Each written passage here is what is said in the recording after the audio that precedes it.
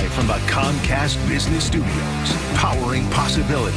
97.5 The Fanatic and 97.5thefanatic.com. Now, Andrew Salchunas, 97.5 The Fanatic and 97.5thefanatic.com. And a good Monday morning, Philadelphia. I'm Andrew Salchunas. It's the Midday Show here on 97.5 The Fanatic. Hope you all had a lovely weekend. We had a beautiful Saturday in the Delaware Valley, and now it's back to gray and ugly and rainy, which is something that we've been used to for a while. And it's basically how I feel about the Eagles and how I feel about the NFL as I watched championship weekend, in which the Eagles were not a part of, and I'm pretty sure it was 1 year ago today the Eagles won the NFC Championship game to go to the Super Bowl to take on the Kansas City Chiefs. So, my mood fits the weather right now when it comes to the Eagles, when it comes to football in general. I mean, look, I'll be honest, I thoroughly enjoyed sitting back and watching football yesterday without stress, just like the previous week when it was the divisional round of the playoffs. But come on, let's face it, it's not the same. You'd rather have your squad in it. Like, I'd rather not have to just root against two teams, right? Like, I don't want to have to go into a weekend and root against the Chiefs and root against the 49ers.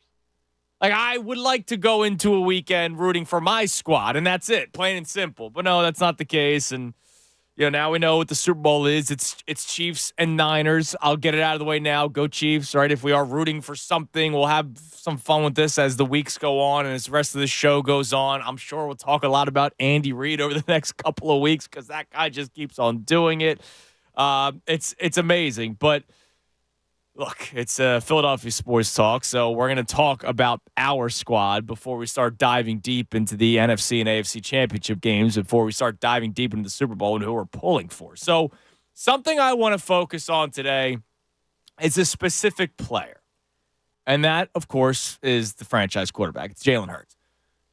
We're done now with the coaching search. We know that Nick Sirianni is remaining as head coach of the Philadelphia Eagles. We know that Vic Fangio will be the defensive coordinator. And we know that Kellen Moore is going to be the offensive coordinator. And I'm excited for Kellen Moore, if I'm being completely honest with you, because I know there are a lot of people that remember him with Dak and the Cowboys falling apart and it being a mess. I always was anti-Mike McCarthy. Okay? Always. If I were to pin it on a situation, it almost seems like Sirianni and Brian Johnson. I know Kellen Moore was calling plays, but I know Mike McCarthy had his hands on that offense, and I didn't like Mike McCarthy. I still don't like Mike McCarthy. I think he won a Super Bowl because he had one of the greatest quarterbacks in the history of this game, and they should have won more than one Super Bowl. I don't think Mike McCarthy's a good coach, and I wonder if Kellen Moore, without Mike McCarthy, would be a better play caller, better offensive coordinator. Now, he did go to the Chargers last year, and that didn't go all that well either. I also still believe that Brandon Staley is a terrible head coach. Now, I don't want Nick Sirianni back. So, what does that really mean to me? I don't know.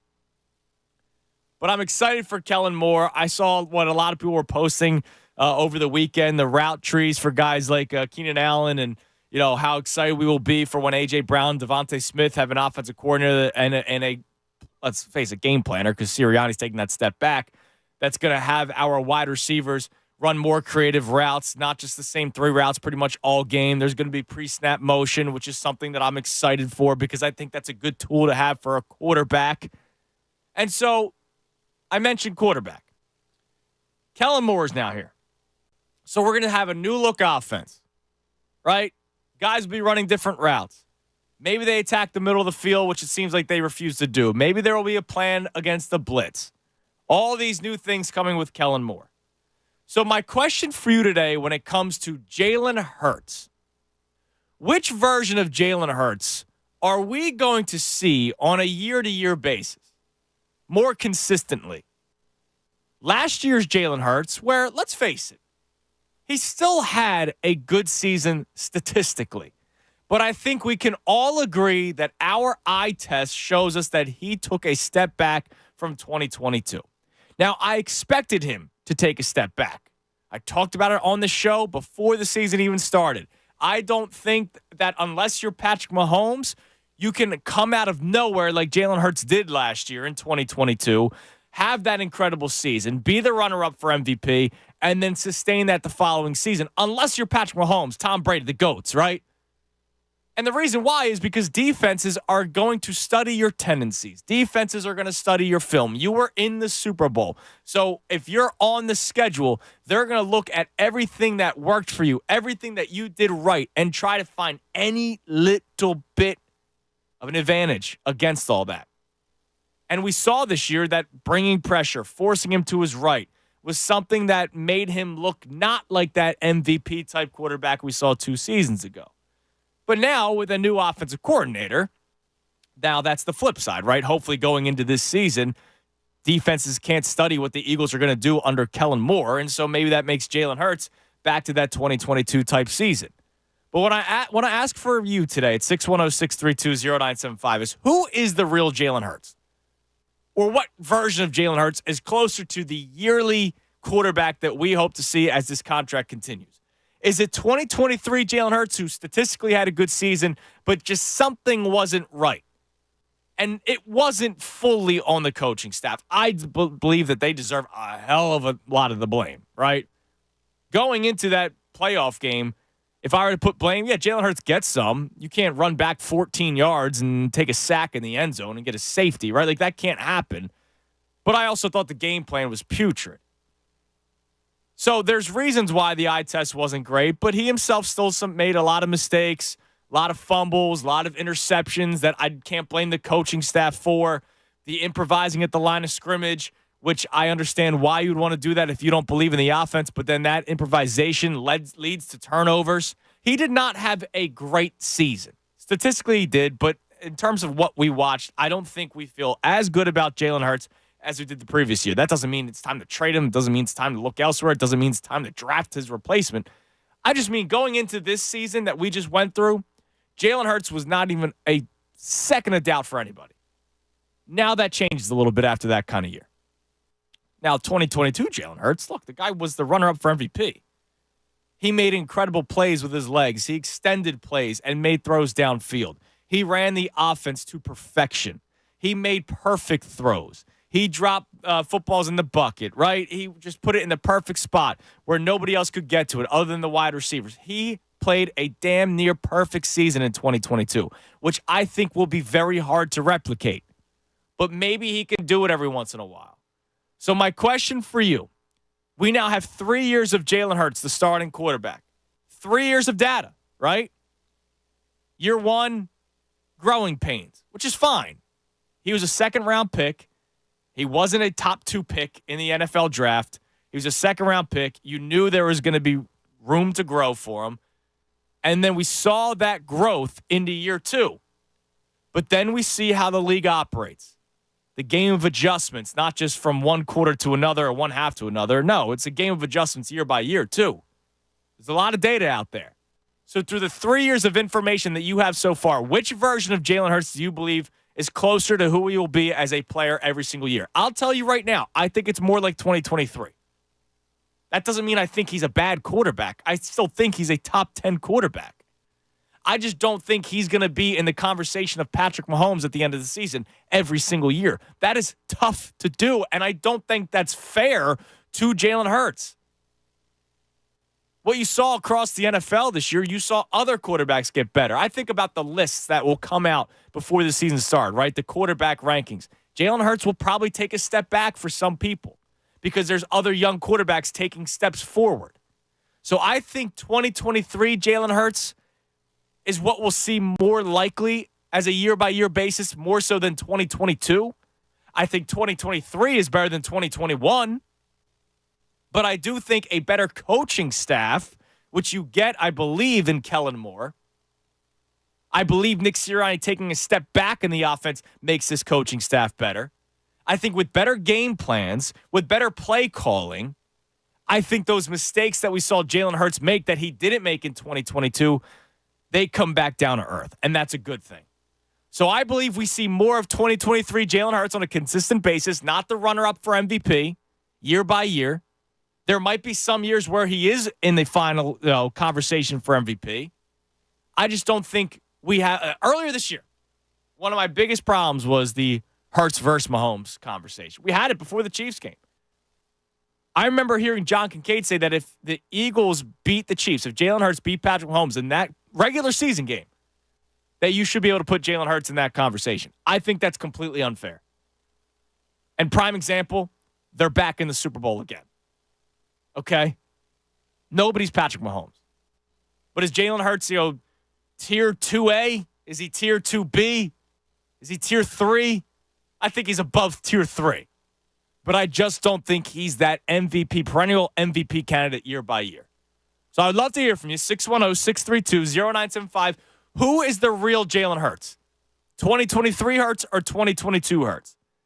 Reaction to Kellen Moore getting the OC job. I'm excited to see what he will bring. I'm also excited that he's going to have the keys and Nick Sirianni is going to take a step back.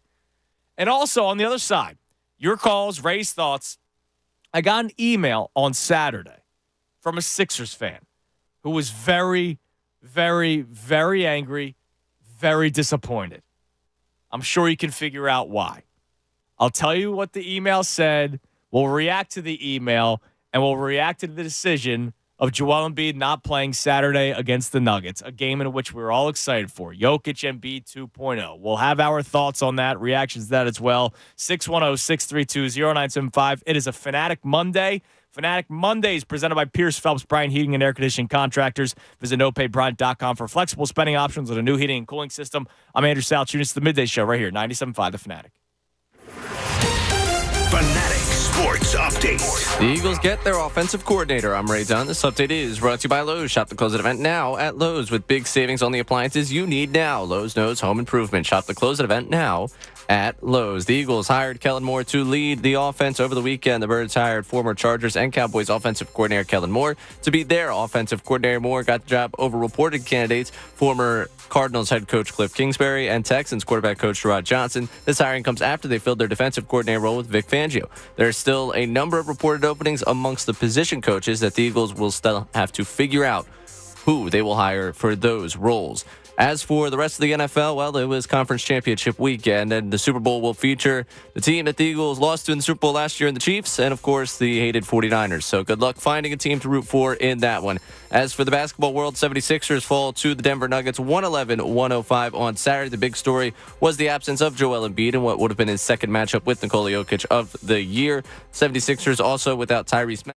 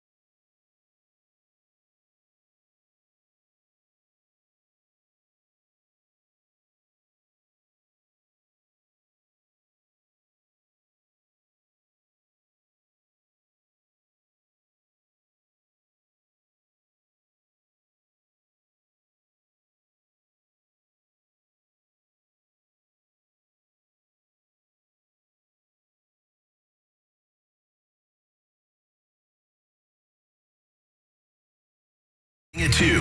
Now more with Andrew Salchunas on 97.5 The Fanatic and 97.5thefanatic.com. 10:21, 97.5 The Fanatic. 10 o'clock hour brought to us by Window Nation. Take advantage of Window Nation's 50% off sale on all style windows. Plus, make no down payment with no payments and no interest for 12 full months. Call 866-90Nation or visit windownation.com. Opening up the show, talking about Jalen Hurts. Who is the real Jalen Hurts? The Jalen Hurts we saw last year in 2023 or the Jalen Hurts we saw in 2022 where he was the runner-up for MVP, where he was labeled a top 3 quarterback moving forward in a lot of lists, where after 11 games this season, people were trying to compare him to Patrick Mahomes, right? So the 2022 Jalen Hurts put him in a whole different category. He also got paid like one of those top quarterbacks. This year, in terms of what I saw him take a slight step back, but I don't mean to be offensive when I say that, right? I know there's a lot of Jalen Hurts fans out there that get very offensive or offended when it comes to Jalen Hurts if somebody's critical of him, right? Which is why I've literally done a show before in the past of why can't we be critical of Jalen Hurts sometimes. To me, he took a slight step back, but I expected it. I didn't think that he was going to be another remember it was Mahomes and Allen for a while. Before that, it was Mahomes and Brady. Before that, it was Brady and Manning, right? I don't think it's Mahomes and Hurts. I don't think that's the 1-2 punch conversation in the NFL. I don't think there is anyone right now that's up at the Mahomes level. So I thought he was going to take a slight step back, not be the top 2 player in the NFL. And that's kind of what happened. Now, there are more alarming things, but I do blame a lot of it on the coaching staff, which is why I do think he's going to look better next year. I just don't think he's going to look like that MVP candidate year by year. And that's my question. Who is the real Jalen Hurts? The MVP candidate in 2022 or the solid top 10 quarterback in 2023 that just needs to work on his turnovers a little bit? Like, I don't think we're reaching Carson Wentz territory. I don't think we're getting to that point. I think he's going to be a very good quarterback in this NFL for years to come. 610-632-0975. Now, the other conversation I want to have is about what took place on Saturday. So, Joel Embiid does not play in Denver. They take on the Nuggets. We're all excited for Embiid v. Jokic 2.0. I did a promo for it on Thursday and everything leading into the weekend. Like, I was excited for Embiid and Jokic 2.0. I was out for the game. I was excited to watch it. And look, the game ended up being fantastic, right? Kudos to Paul Reed, right? I'll give B-Ball Paul credit. He had a great game. But it wasn't the matchup we wanted. So I got an email from Daniel. Now, Daniel's perspective is a lot different. But the title of the email read as follows: Absolute Coward. So when I open up that email on Saturday, I go, what did I do now? Right? Because it doesn't say anybody's name. It just says Absolute Coward addressed to Andrew Salchunas. I'm like, oh, God. I'm like, what did I say? Something on Friday that disappointed somebody? So this is from Daniel.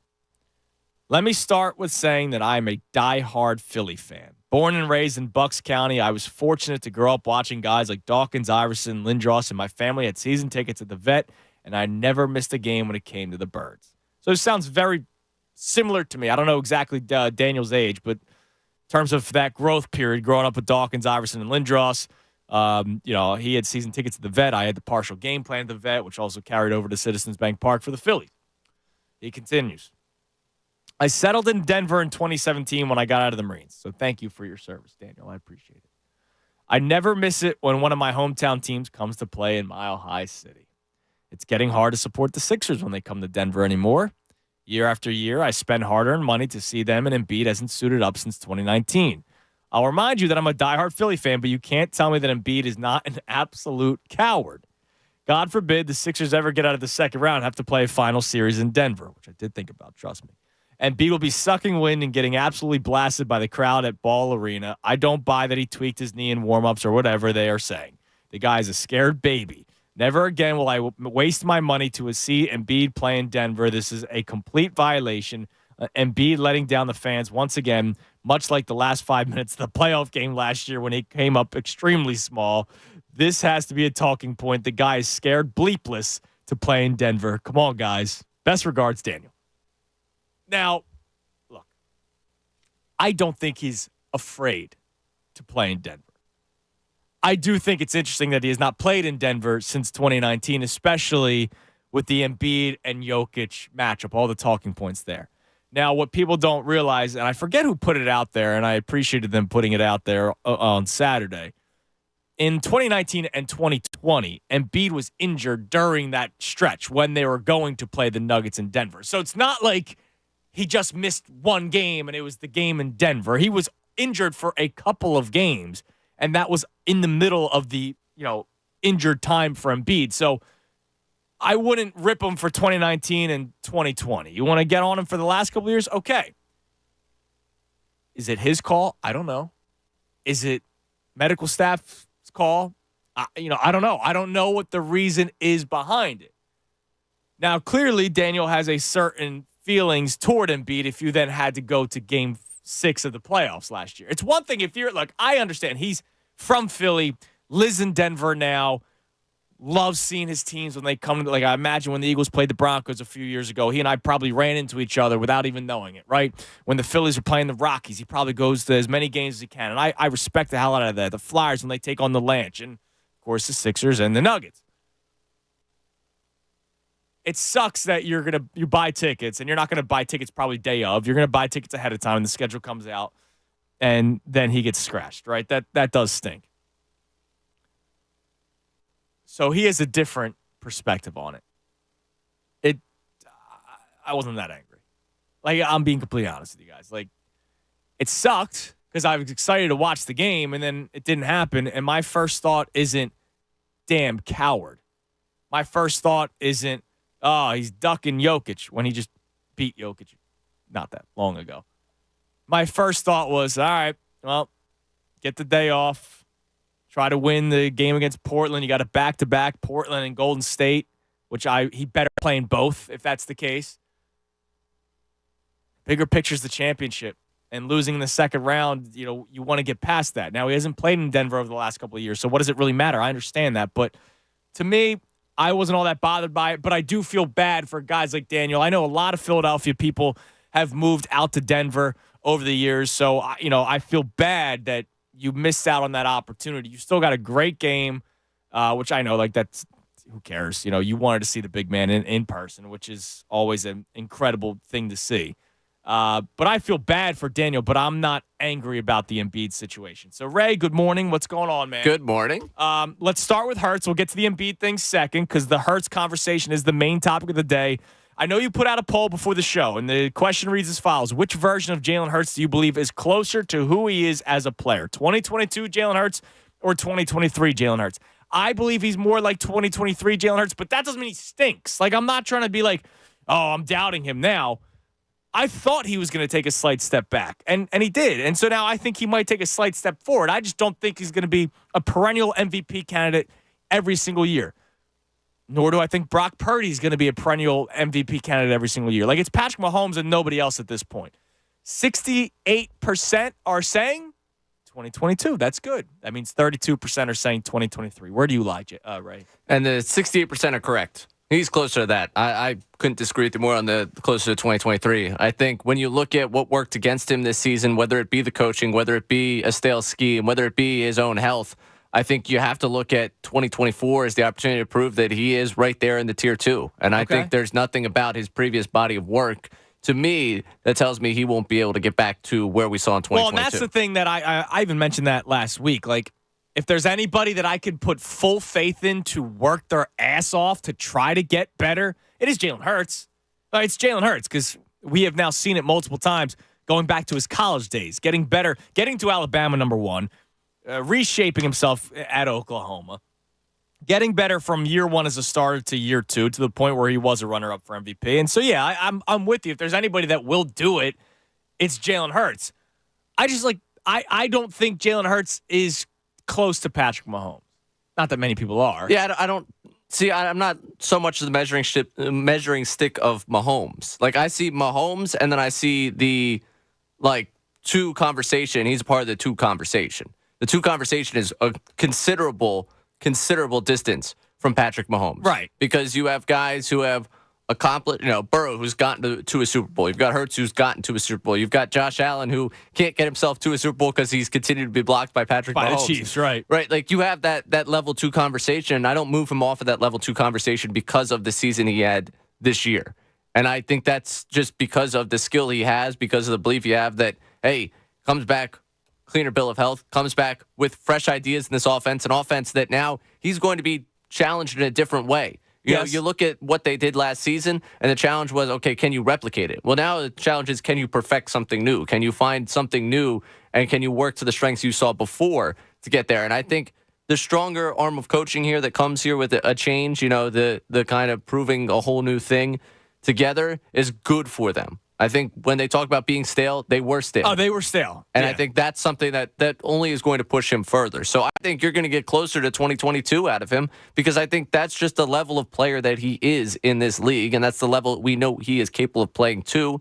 And I'm not going to expect this type of season, because I don't expect the health. I don't expect the scheme, I think he's going to improve from this year. And I just don't know if he's going to be MVP quality every single year. And that's hard. Look, Lamar Jackson might win MVP, right? And everybody thought he was taking a step back, right? And that's the thing. The league always seems to figure out. Right, exactly. The league has figured out. Even earlier this season.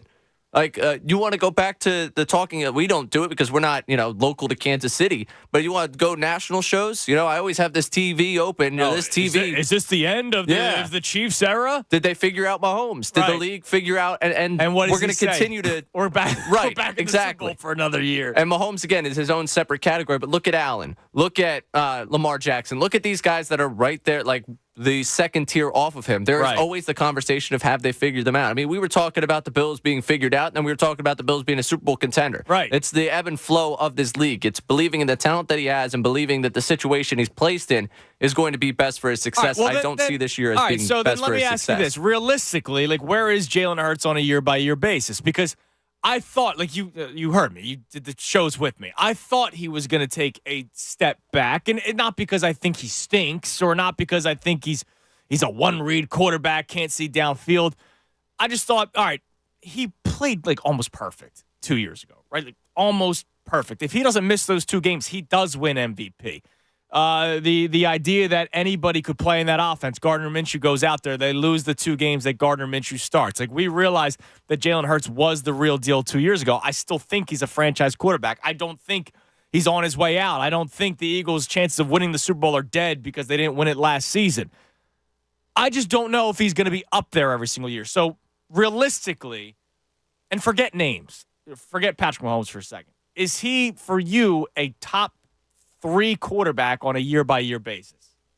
Realistically, or in the conversation. Yeah, he's in that grouping of that will fall somewhere from 3 to 6. Because Purdy's a top 3 quarterback this year in terms of MVP voting. I don't think he's a top 3 quarterback. No. And that's not hatred towards San Francisco. I just don't I think he's very gifted with having Christian McCaffrey, a very good offensive line. Now, look, you could say the same thing about Jalen Hurts, but I just think Jalen Hurts can do more as a quarterback than Brock Purdy. So I don't think I think maybe next year Brock Purdy takes a step back. Yeah, at some point. Brock Purdy almost feels like if the Eagles had landed on Foles. In the whole Wentz thing where it's let's just roll with him. The guy just kind of fits what they're trying. He fits what Shanahan wants to do. He's having his success. And good for them. And good for him, right? It is. I know we hate. I San can't Francisco. go too far for good for them. No, if it wasn't San Francisco, it'd be a cooler story. Yes, because we hate San Francisco so much. The Mr. Irrelevant thing is pretty cool. It sucks that it's San Francisco, and I hate them with every burning piece of my body. Yeah, I don't know. I was again really distraught over that loss. I'll be honest. The Packers and Lions back-to-back weeks really toyed with my emotions, and I don't like it. But anyways. Yeah. Going to what you're saying again, I think he fits somewhere in that 3 to 6. He'll be in that top echelon. I think this season, based on the way it finished, obviously people are going to drop him towards the bottom end of that top 10. But you're hard pressed to find quarterbacks, and we're going to have the recency biace. We're going to have. Oh, absolutely. Look, Goff played in the NFC Championship game. Look, Jordan Love. Look what he was able to do in the postseason. Year. I'm going to do this during one of the breaks. I'll pull up whatever the ESPN top 10 quarterback list was going into the season, right? And we'll compare to what we believe it will look like via them, not via us, via what ESPN's going to probably say going into next season. Yeah, it's obviously going to change, but I don't know. I think he's just still a very good quarterback. I just don't know if he's like this elite quarterback every single year. He's going to have elite games. He's going to have elite moments. I've seen him put his team on the back this year, right? I'm not going to take that away from him. I'm not going to take away the fact that he did carry this team to victories this season.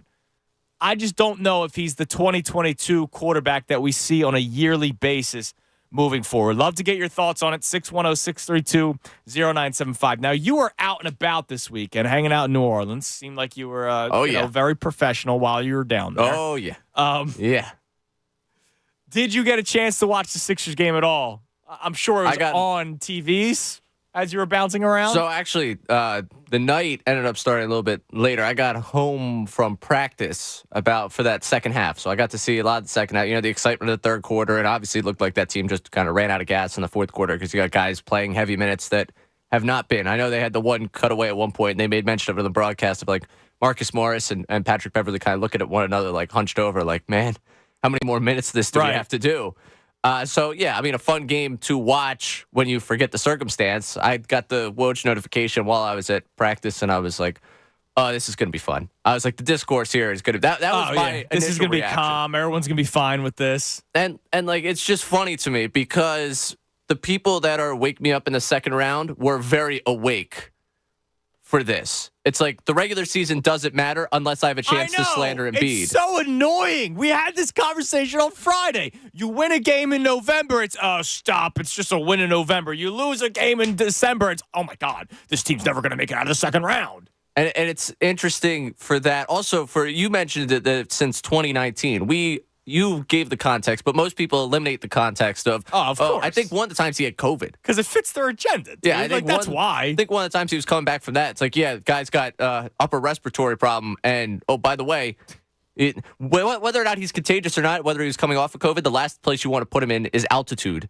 while he's dealing with that. So that seems like a really counterintuitive argument for the whole thing. And you know what?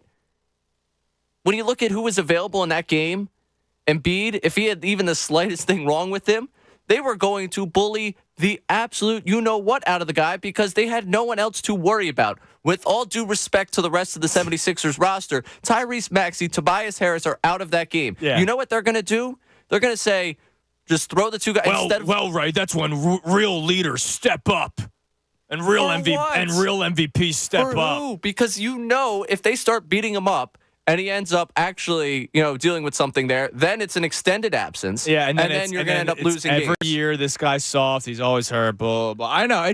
You're right. Whenever there's a chance to slander Joel Embiid, locally as well, people jump all over it. Locally especially. Yeah, locally especially.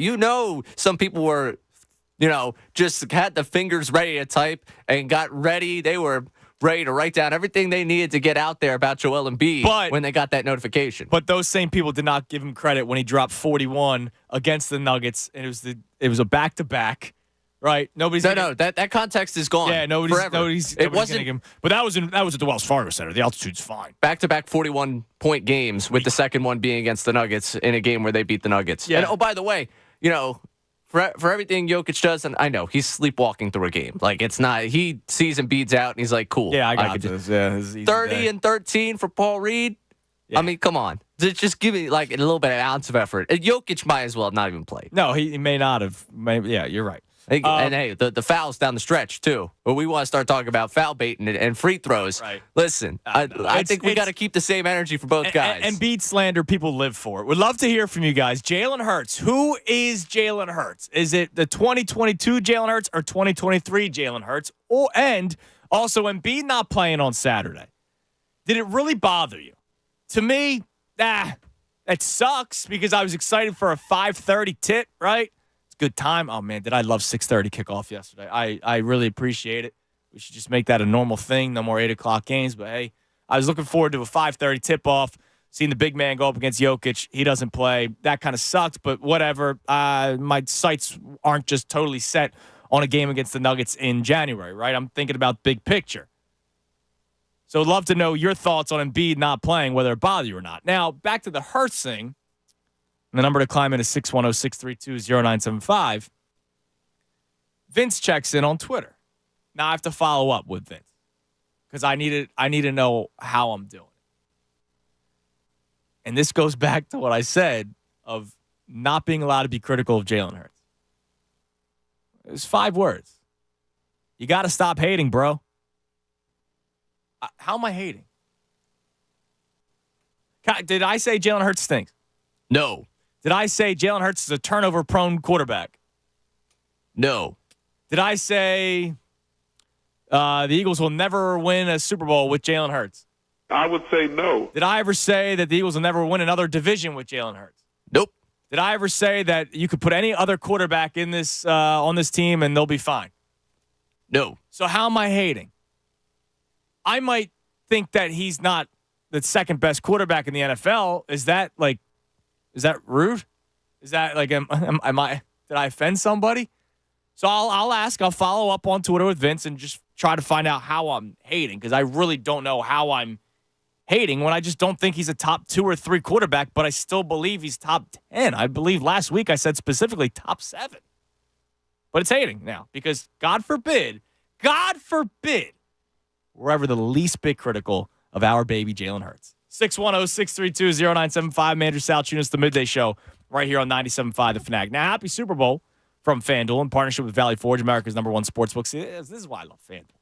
Because I get to say Super Bowl. It's not the big game's coming. I get to say Super Bowl because they're official partners of the NFL. Super Bowl Sunday is all about the best seat on the couch, your favorite snacks, placing some super bets. I was already talking to Christy last night, like, hey, we could do the fun Super Bowl meal and all that kind of fun stuff. And I like to do the air fryer wings. They're delicious. Do some French fries. We were already thinking about the menu yesterday. That's how riveting our lives are sometimes. And, of course, bets, which is so much fun to do. FanDuel has so many ways for you to end the season with a W or 2 or 3 or 10, depending on how much you're putting down. Bet on who will win the Super Bowl 58. Plus, FanDuel also has bets for which players will score a touchdown, how many points will be scored, and a whole lot more. New customers join today and get $200 in bonus bets if your first bet of $5 or more wins. Just visit FanDuel.com/Fanatic to sign up. That's FanDuel.com/Fanatic and make every moment more with FanDuel, an official sportsbook partner of the NFL. You got to be 21 plus and present in PA. $10 first deposit required. Bonus issued is not trouble. Bonus bets that expire 7 days after receipt. See terms at sportsbook.fanduel.com. Gambling problem? Call 1-800-GAMBLER. Fanatic Sports Update. The Eagles get their offensive coordinator. I'm Ray Dunn. This update is brought to you by Lowe's. Shop the close event now at Lowe's with big savings on the appliances you need now. Lowe's knows home improvement. Shop the close event now at Lowe's. The Eagles hired Kellen Moore to lead the offense over the weekend. The Birds hired former Chargers and Cowboys offensive coordinator Kellen Moore to be their offensive coordinator. Moore got the job over reported candidates, former Cardinals head coach Cliff Kingsbury and Texans quarterbacks coach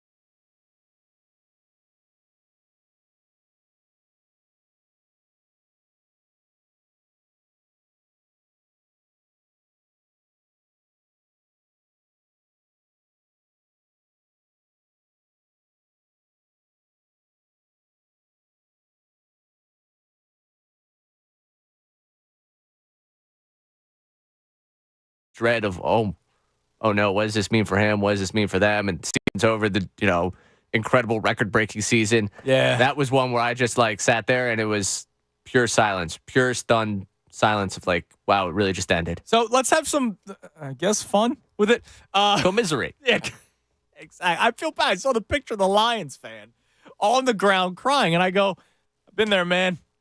I've been there. So, obviously to know true pain is to get that far often enough where we have.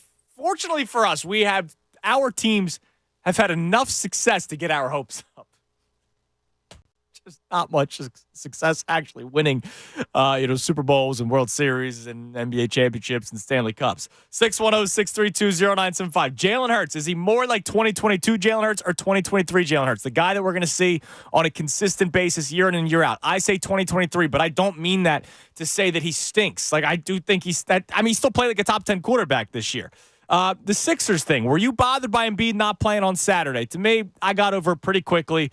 And this latest thing that we just opened up, the moment in Philadelphia sports where you had some sort of a reaction like that Lions fan, either you dropped to your knees in shock or you started crying. Silvana tells us that she turned off her phone after the Super Bowl and cried. Yeah, I mean, look, you could go into tears. I've never reached that level of sadness. It's more shock to me. Last year when they lost the Super Bowl, I was at Chickies and Pete's on the Boulevard. Tyrone and Devon left. I just kind of sat there for a little bit. I wasn't ready to leave yet, but once the holding call happened, I knew it was over. Again, it's that stunned silence of this is really going to happen to me. Yeah, that one kind of sucks. So those kinds of moments, let's commiserate. That's a good word for it, right? Let's go to Terrell in Philly. What's up, Terrell? How's everybody doing today? What's up, man? Hey, what's up? So, first of all, onto that dad crying on the floor thing, doesn't Dan Campbell seem like the kind of guy that gets a 20 in blackjack and says, hit me? Yeah, dude. I don't know what his deal was yesterday. I understand that that's their identity, right? So if they won yesterday, I was ready to talk about how they have an identity, they stick with the identity and blah, blah. Obviously, they lose, and now the conversation's different. But, hey, you kick that first field goal, you have a three-score lead. Yeah, he was going crazy. And then you give the Niners all the momentum when they get that stop, and then you fumble the football, which sucks, and then it's all Niners from there on out. I mean, the Lions never were in it again. Then you go for it on fourth, and oh my God, in your own field goal range. But yeah, let's talk about Jalen Hurts for a second. I think you guys are both correct when it comes to you guys' debates about is he closer to 2022, I believe you said. And he said 2022 where he was the runner-up for MVP, or last year where he still had a good season statistically. There were some times where you were like, all right, I wish he played a little bit better. You both are correct, because at the end of the day, what Tom Brady says about the league being not as good as it was before, there aren't that many quarterbacks better than Jalen Hurts if you really want to look at the field. Who are you going to say, Tua? Dak? No, but then there's the conversation of C.J. Stroud taking that leap forward, Jordan Love taking that leap forward. If you want to say C.J. Stroud is going to take that leap forward, or Burrow, he's still going to be top. Right, and then there's obviously Justin Herbert's still going to be in the conversation. This is very we're looking ahead right now. Obviously, as the season goes on, that will change a little bit. But yeah, I mean, look, there are still good quarterbacks out there. Yeah, and I do believe that Jalen Hurts is still top 4, top 3 quarterback in the league right now, and I believe you guys are both correct when it comes to where he's at. So I believe I like Jalen Hurts. I still believe in him so far. So all right, and that's cool. I appreciate the call, man.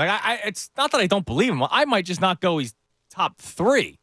So I pulled up the ESPN top 10 quarterbacks. This was from July 17th of 2023. All right? And the reason why we're going to do this is we're going to see what they say next year. So this was the executives, coaches, and scouts that ranked the top 10 quarterbacks. Patrick Mahomes came in at number 1. I believe that remains the same. All right? Has to. True fact. Joe Burrow comes in at number 2. Now, that might drop. Now, is it fair to him to drop after starting the season injured and then ending the season injured? Maybe not, but that's the way that it is. Like, he is going to drop. He will not be top. He won't. When this list comes out in July of 24, he's not going to be number 2. Josh Allen comes in at number 3. Aaron Rodgers comes in at number 4. Rodgers is going to drop. Oh, yeah, he's going to drop. He's going to drop. Herbert came in at 5. He's probably going to drop. Hurts on this list comes in at 6. So I would say he leaps ahead of Herbert. I would say he leaps ahead of Rodgers. And then what? Josh Allen. And look, he might even leap ahead of Burrow for all we know. Now, is he the second best quarterback in the NFL? I don't think so. Hurts leaping past Allen after the way he ended that season? All right, so maybe not Josh Allen. So Josh Allen goes up to 2. Burrow drops because of the injuries. That means Hurts climbs up to 3. But there's also quarterbacks behind Jalen Hurts, like number 7, Lamar Jackson, who will win MVP this year most likely. I know despite what we saw yesterday, I imagine Lamar Jackson, based off of last year. He might be 2 or 3. Yeah, he's going to jump Jalen Hurts. Trevor Lawrence came in at number 8. He's not going to jump him. Dak came in at number 9. He might jump him. I'm not saying I will take Dak over Jalen Hurts, but I imagine that in terms of all these lists, right, I'm kind of preparing you guys now. That's what I'm kind of doing. Be ready for Jalen Hurts to drop off in these kinds of lists. And we're going to get offended by Chris Sims, who's going to put him like 25th. Oh, Chris Sims. Chris Sims saw the end of that season, and him and David Carr were just licking their chops. Yeah, you wait for the David Carr list to come out. Now, the 10th on this list was Stafford. He's ahead of Stafford. The honorable mentions was Deshaun Watson, Kirk Cousins, Jared Goff, Derek Carr, Tua Tagovailoa. Now, not mentioned, C.J. Stroud, Jordan Love. Like, those guys are going to go up. So Hurts was 6th on this list going into this past season. That was coming off of the number 2, runner-up for MVP. Maybe in that 6-10 range still. I have him top 7. Oh, listen, for me personally, I can start listing off all the guys that I'd have him over. But for where they're going to rank him, if we're doing this as a primer for where we're going to be when they start dropping these lists, he's going to be fighting for that 8 to 10 spot, I think. That 7, 8, that area. Because they're going to say, well, look, Goff was in the conference championship. Let's move Goff up. Oh, you know who's the next big thing? Look what we saw from C.J. Stroud. Kids, look at the way Stroud and Love finished the season versus the way Hurts finished the season. And Burrow may have been at 2 and he's going to drop, but they may drop him to 5. Right. And they're going to say, well, listen, it's Joe Burrow. He's coming back. Dude, when do they put Purdy in the conversation? He wasn't even in the honorable mention. Stop. We're talking about the list. No. I'm not talking about you. I'm talking about the list. Those people respect themselves, okay? Have a little bit of decency. Have a little bit of self-respect. Let's go to Jeremy in Sicklerville. Jeremy, you're on the Fanatic. Hi, guys. How you doing? What's up, Jeremy? Good. Just 2 things real quick. First and foremost, Joel Embiid not being in the lineup is worrisome. I think guys are afraid of him, on the opponent team. They are really, really afraid of him, especially Denver, the big guy. When he sees Joel, he's afraid of. They are afraid of Joel, and so if he is not playing, that's a problem. But what do you mean by problem? Like his injury, or were you just bothered that he didn't play in Denver? No, his absence would not be helpful to the Sixers. That's what I mean. Right. When he's playing for the Sixers, the better it is because he intimidates other players, psychologically. Right, I got you, but it's at the same time, he's not going to play every single game. Now, were people bothered that he didn't play Saturday because it was Nikola Jokic and the Nuggets, or were people just bothered that he didn't play? I think it was it's because it was Jokic and the Nuggets. I think it was because of the Nuggets and Jokic. Yeah. And so, that's what it is. Unfortunately, it sucks because we were all excited for the game, but I didn't lose sleep over it Saturday night. No, I didn't. I watched it. I felt bad, though. It kind of spoiled my dinner. Oh, yeah, of course, because you were looking forward to it, right? Exactly. You were waiting for that game. Now, what do you got on Hurts, Jeremy?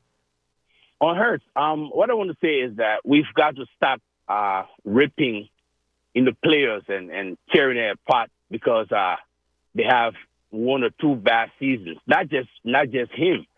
Even the coach. I heard a lot of people saying we're done with him and stuff like that. Oh, I was. And just the last time when they went to the Super Bowl, Hurts was the Hosanna, the king. Right. Sirianni was the Hosanna, the Hosanna, the king. Yep. But because they have this bad season, and there are various reasons why these things happen. You guys are the analysts. It cannot be because Hurts was bad as an individual or the coach. No, I don't think they went from 10-1 to 11-6 because of Jalen Hurts, Jeremy. And I appreciate the call. I think it was because of the coaching staff. I think there was some sort of poison inside the locker room that one loss to the 49ers basically ended the season for a lot of people. I thought it was nonsense that guys like Dallas Goedert were saying we took teams lightly going down the stretch because we knew we were in the playoffs. I think that's a terrible attitude to have, and I do believe that starts with the head coach. The head coach needs to handle that kind of stuff better, and the head coach whose game plans went stale. We talked about staleness, right? Ray's excited for Kellen Moore because it's not going to be stale. It's going to be something new. That falls on him, and I don't think that should bring him back, which is why I didn't even think twice about Jalen Hurts coming back. Jalen Hurts has come back. He's the franchise quarterback of this team. But something he said interesting, Ray. We shouldn't rip guys for having one or two bad seasons. Jalen Hurts hasn't had a bad season, but he's only had one elite season. This was only year 3. So nobody's ripping for having a bad season. He had a good season. Statistically, he had a good season. He just didn't look as good as he did the year prior. My question for you, and this isn't ripping him, my question for you, is he more like that 2022 version or the 2023 version? When you watch Jalen Hurts complete this contract with the Philadelphia Eagles, then hopefully get another extension, right? Hopefully things are going great, that we're not looking for another quarterback after this contract's up. Are we watching a perennial MVP year by year, or are we watching a quarterback like last year who, if he gets a little bit more consistent with the turnovers and, limits some of those, still a solid quarterback, a top 10 quarterback, a guy with great weapons and a guy that can win. But he's just not Mahomes where, if all else is failing, you can always rely on Patrick Mahomes. Look at that team. Everybody thought that team was done. All right, you were talking about the national talking heads, right? The era in Kansas City's over. And here they are in the Super Bowl again, right? I need to know, is Jalen Hurts, not Patrick Mahomes, but is Jalen Hurts that guy that you can depend on every single year to get you back into the Super Bowl conversation? Is he 2022 Hurts or 23 Hurts? 610-632-0975. We'd love to hear your thoughts on that. We'll reset the show coming your way next. Tell you everything that we got going on. More reaction to the championship weekend as well. Coming your way next right here on 97.5 The Fanatic. Fanatic Sports Update. Eagles hire their OC. I'm Ray Dunn. This update is brought to you by Family and Company Jewelers. If you're ring shopping this Valentine's Day, visit Family and Company Jewelers on Route 70 in Marlton, New Jersey. Online at familyjewelers.com. South Jersey's Diamond destination. The Eagles hired Kellen Moore to lead the offense over the weekend. The Birds hired former Chargers and Cowboys offensive coordinator Kellen Moore to be their offensive coordinator. Moore got the job over reported candidates former Cardinals head coach Cliff Kingsbury and Texans quarterback coach Gerard Johnson. This hiring comes after they filled their defensive coordinator role with Vic Fangio. Elsewhere in the NFL, it was conference championship weekend. And a fun Super Bowl matchup for you. The Chiefs and the 49ers coming your way in 2 weeks as both of those teams advanced. The Chiefs beat the Ravens. 49ers came back in a big way to beat the Lions. In the NBA, the 76ers fell to the Denver Nuggets 111-105 on Saturday. Of course, the big story was the absence of Joel Embiid and what would have been his second matchup with Nikola Jokic of the year. 76ers also without Tyrese Maxey and Tobias Harris, in addition to the extended absences of Robert Covington and DeAnthony Melton. The 76ers back in action tonight. They play the Trailblazers at 10. You can hear the live call right here on 97.5 The Fanatic. As for the Flyers, they hit the All-Star break after a 6-2 loss to the Boston Bruins on Saturday. This update's also brought to you by Lowe's. Shop the Close event now at Lowe's with big savings on the appliances you need now. Lowe's knows home improvement. Shop the Close event now at Lowe's. Keep it locked here for all the latest news and information. I'm Ray Dunn on your home for the Sixers and Flyers, 97.5 The Fanatic. First Friday with the John Kincaid Show, presented by David Auto. Here's an opportunity for you to be part of a live studio. Go to 975thefanatic.com and fill out an entry form to see if you can be a part of the show at our studios. John, Bob Cooney, and Pat Egan, with great guests, food and coffee, plus some surprises. Entry form on the homepage and contest page. All from your friends at 975 The Fanatic and 975thefanatic.com. This is the day of the big sale at your gift shop. Welcome in. So this isn't just a big day for your business. It's a big day for the network keeping it all connected. That is, if it can handle the pressure. Next in line, please. So is it possible to get business internet you can really count on? It is. With 99.9% network reliability from Comcast Business. It's like this neat little bow. Do you like that gift wrap? Really ties it all together. Reliable internet for your business. It's not just possible, it's happening. Comcast Business, powering possibilities. Get started with fast speeds and advanced security for $49.99 a month for 12 months with a 1-year contract. Plus, ask how to get up to a $1,000 prepaid card on a qualifying gig bundle. Don't wait. Call or go online today to switch to Comcast Business. Ends 2/21/24. Restrictions apply. New customers only with 50 megabits per second internet and security edge. EcoBill and autopay required. Equipment, taxes, and fees extra. After 12 months, regular rates apply. The IRS finally caught up with Louie. I hadn't paid my taxes in 8 years. I owe the IRS a lot of money. Louie was in deep trouble. We're going to take your house, put a lien on your bank account, garnish your pay. They don't care. They're going to take your paycheck. Louie found out about Optima Tax Relief, the leading tax resolution firm. A-plus rated by the Better Business Bureau, they've resolved over $1 billion for their clients. Optima Tax, they help me. They calm me down. They make me feel comfortable, and I trust them. Louie has a lot to be thankful for. I don't owe the IRS anymore, and I'm able to live a comfortable life, a lot better life. It was because of Optima Tax. For tax help you can trust, call Optima now for a free consultation. Take it from Louie. If you owe the IRS, don't go it alone. Give Optima Tax a call. They can help you. Call 800-354-2840. 800-354-2840. 800-354-2840. Optima Tax Relief. Testimonial from an actual client. Some restrictions apply. For complete details, please visit OptimaTaxRelief.com. When my daughter gets a cold, I have a secret weapon. DayQuil Kids Berry from Vicks. DayQuil Kids is specially formulated to treat kids' most bothersome cold and cough symptoms quickly. And the best part is that DayQuil Kids Berry tastes really great. Aren't you supposed to be resting? Maybe. DayQuil Kids Berry. The kids' berrylicious daytime congestion, coughing, stuffy head, stuffy nose, just for kids medicine. Safe for kids 6 years plus. For your big game party, you better pop in to Total Wine and More for a guaranteed win. We've got thousands of bottles down every aisle, and prices so low they're gonna make you smile. Ask our helpful guides for a recommendation to add some wine and beer to your beverage station. Discover something new and let the fun begin. Come on down to Total Wine and More for a guaranteed win. Drink responsibly, B21. Hold on, someone just slipped and fell on my neighbor's icy sidewalk. Hey, need some help? Yeah. Okay, you need to demand Rand. What? You know, Rand and Mike Spear, the accident lawyers, they've won over $750 million for their clients. Ah, great. You think you could give me a hand? What, go out in this cold? No, thank you. If you need legal help, don't get left out in the cold. Call 1-800-90-LEGAL and demand Rand. Or start your claim online now at randspear.com. 1-800-90-LEGAL. Vidian Chrysler Dodge Jeep Ram has the most competitive pricing on Wranglers, Grand Cherokees, and Compass. Shop Vidian.com 24/7 or stop in today. Open enrollment is happening now. Join the many residents getting quality, affordable health coverage through Get Covered New Jersey. Find your plan at getcovered.nj.gov.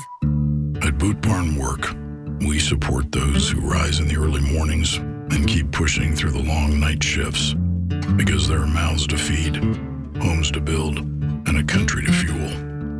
Those who mark their progress by the wear on their tools and the sweat dripping down their face. Every scuff on your boots represents your role in America's unrelenting workforce. Boot Barn Work, for those who feed, build, and fuel the nation. Just a black coffee, please. Whoa, who are you? I'm Cupid. Wings didn't give it away, huh? Oh, yeah.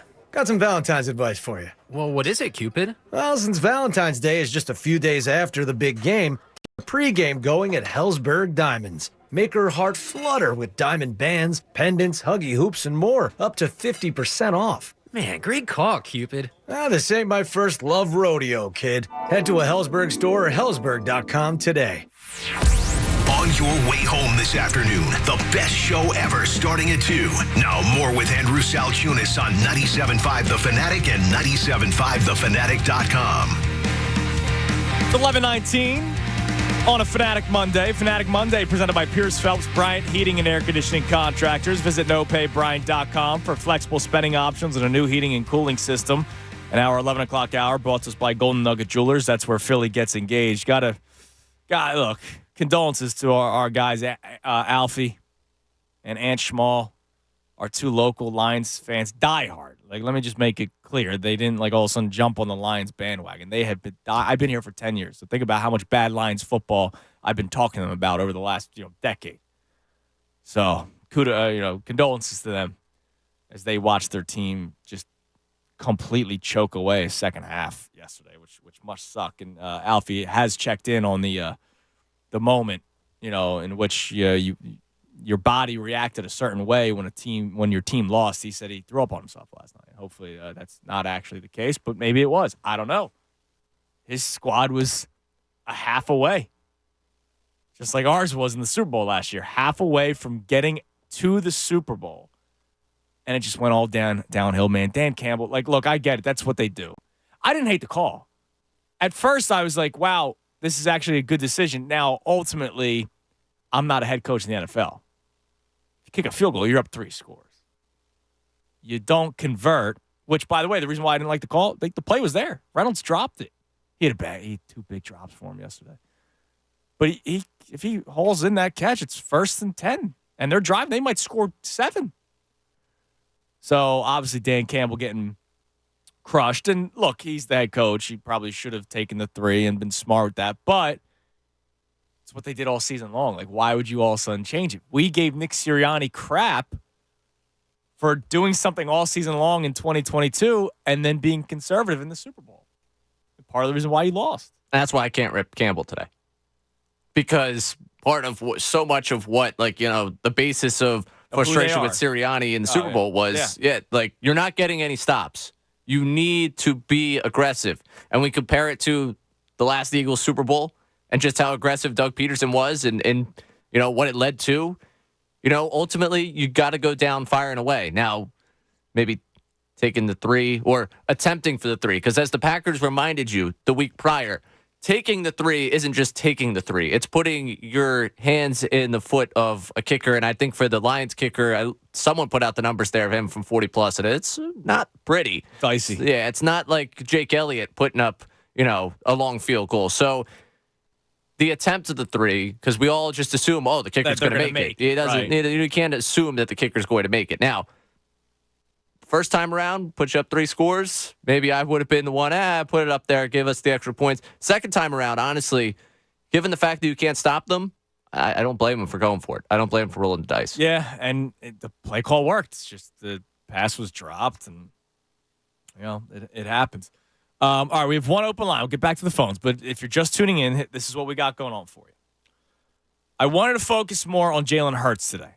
The coaching staff is settled. It's Nick Sirianni. It's Vic Fangio as head coach of the defense, as defensive coordinator, and Kellen Moore, who's now the OC and is going to be taking over pretty much everything when it comes to the offense. At least that's what they told us in the press conference with Nick Sirianni and Howie Roseman. So obviously we're excited for a new-look offense, a fresh offense, no longer being stale, as Sirianni himself pointed out during the press conference last week. My question now is about a specific player, because so much has been made about the coaching staff. We did a lot of Howie Roseman talk last week. Jalen Hurts. We now have 3 years in the books, 3 years of data. Year 1, I don't really give much to. And here's why. It's him trying to figure out the league. It's Nick Sirianni trying to figure out the league. They make the midseason switch to Shane Steichen as play caller. So whatever you saw out of Jalen Hurts in year 1, I got you got excited for some things. There were some things to be worried about. There was reasons why the Eagles were trying to make trades for other quarterbacks and nothing just went their way. So they had Jalen Hurts left for another year, see what happens. And it worked out. It worked out to the point where Jalen Hurts was the runner-up for MVP and your team went to the Super Bowl.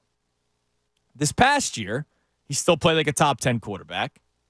He took a slight step back. You could blame the coaching staff for a lot of it, but you could also blame him for some things. I believe Jalen Hurts is more like the 2023 version, but can be better, right? There was a lot of turnovers that I think he can clean up. I think with a new coaching staff, that's going to clean up. I believe Jalen Hurts 2023 is the guy that we will see on a consistent basis year in and year out. Ray believes he can get back to that 2022 form, and that can be the quarterback that we see every single year.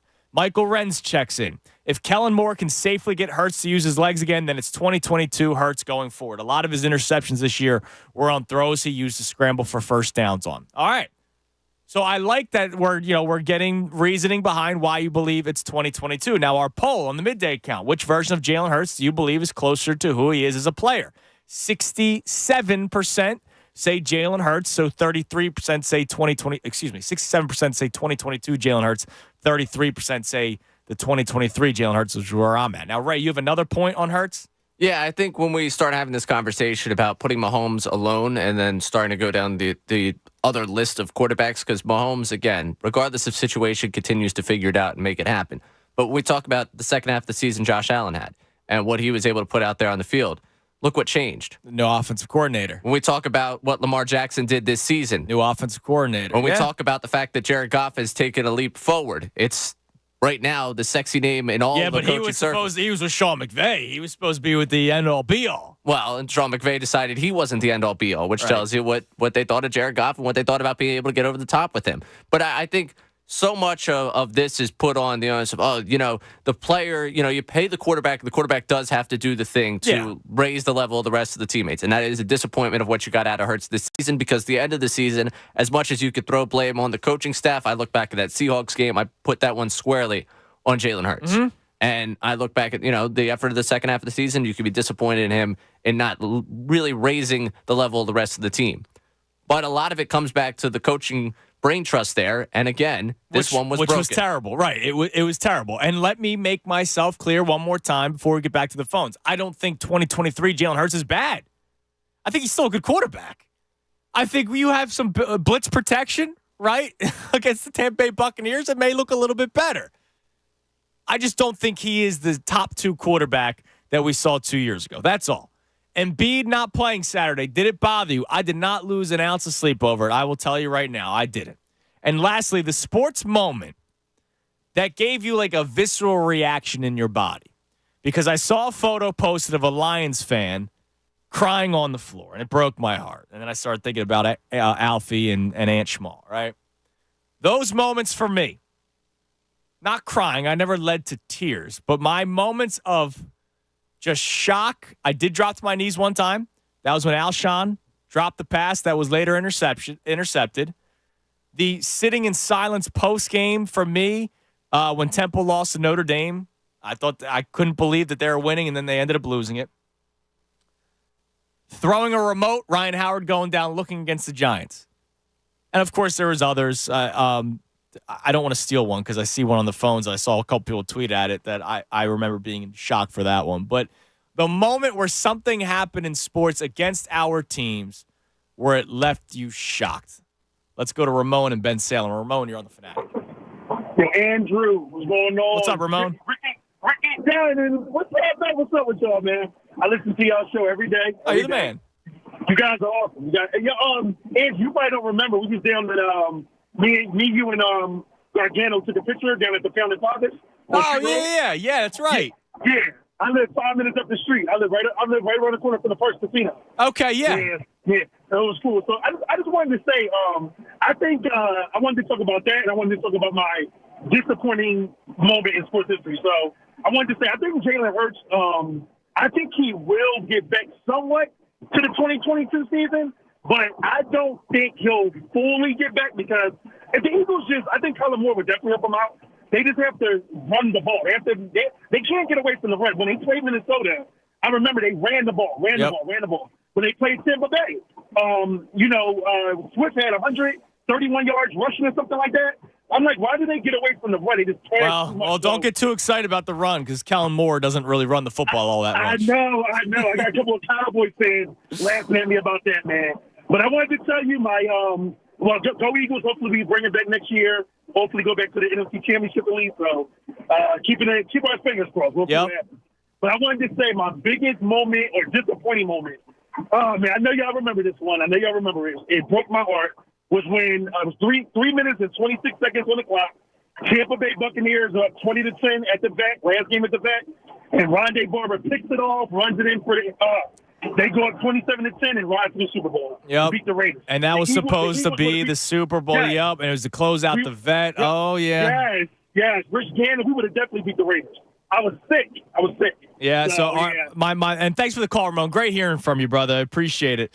Giant of the K checked in on Twitter with that exact moment. Walking out of the vet for the last time after watching Tampa beat the Eagles to go to the Super Bowl. My heart will never heal from that, even after seeing my team win a Super Bowl, which, I mean, like, I understand that. Like, you know, the Phillies and what happened in the NLCS, I'm never going to forgive them, ever, for that. No. Having a 2-1 and a 3-2 series lead. Like, I'm never going to forgive them for that.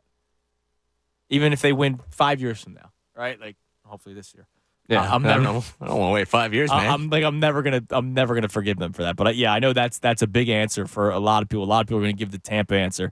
I remember, like, as a kid, we were young, the Eagles Patriots in 2004. But I remember, technically 2005. I remember, because I've told the story before. There was a family in my neighborhood that always had the Super Bowl party every single year. Every year they had the Super Bowl party. And my mom basically said, well, we have to host it because of the Eagles. Because my dad's a huge Eagles fan. And I remember my dad arguing with my mom. No, I'm not doing it. Like, I just want to watch the game, blah. Or I don't want to mix it up. Like, if we have to go there, we'll go there, blah, blah, blah, whatever. We ended up hosting it. And I remember, like, my parents eventually redid the basement, right?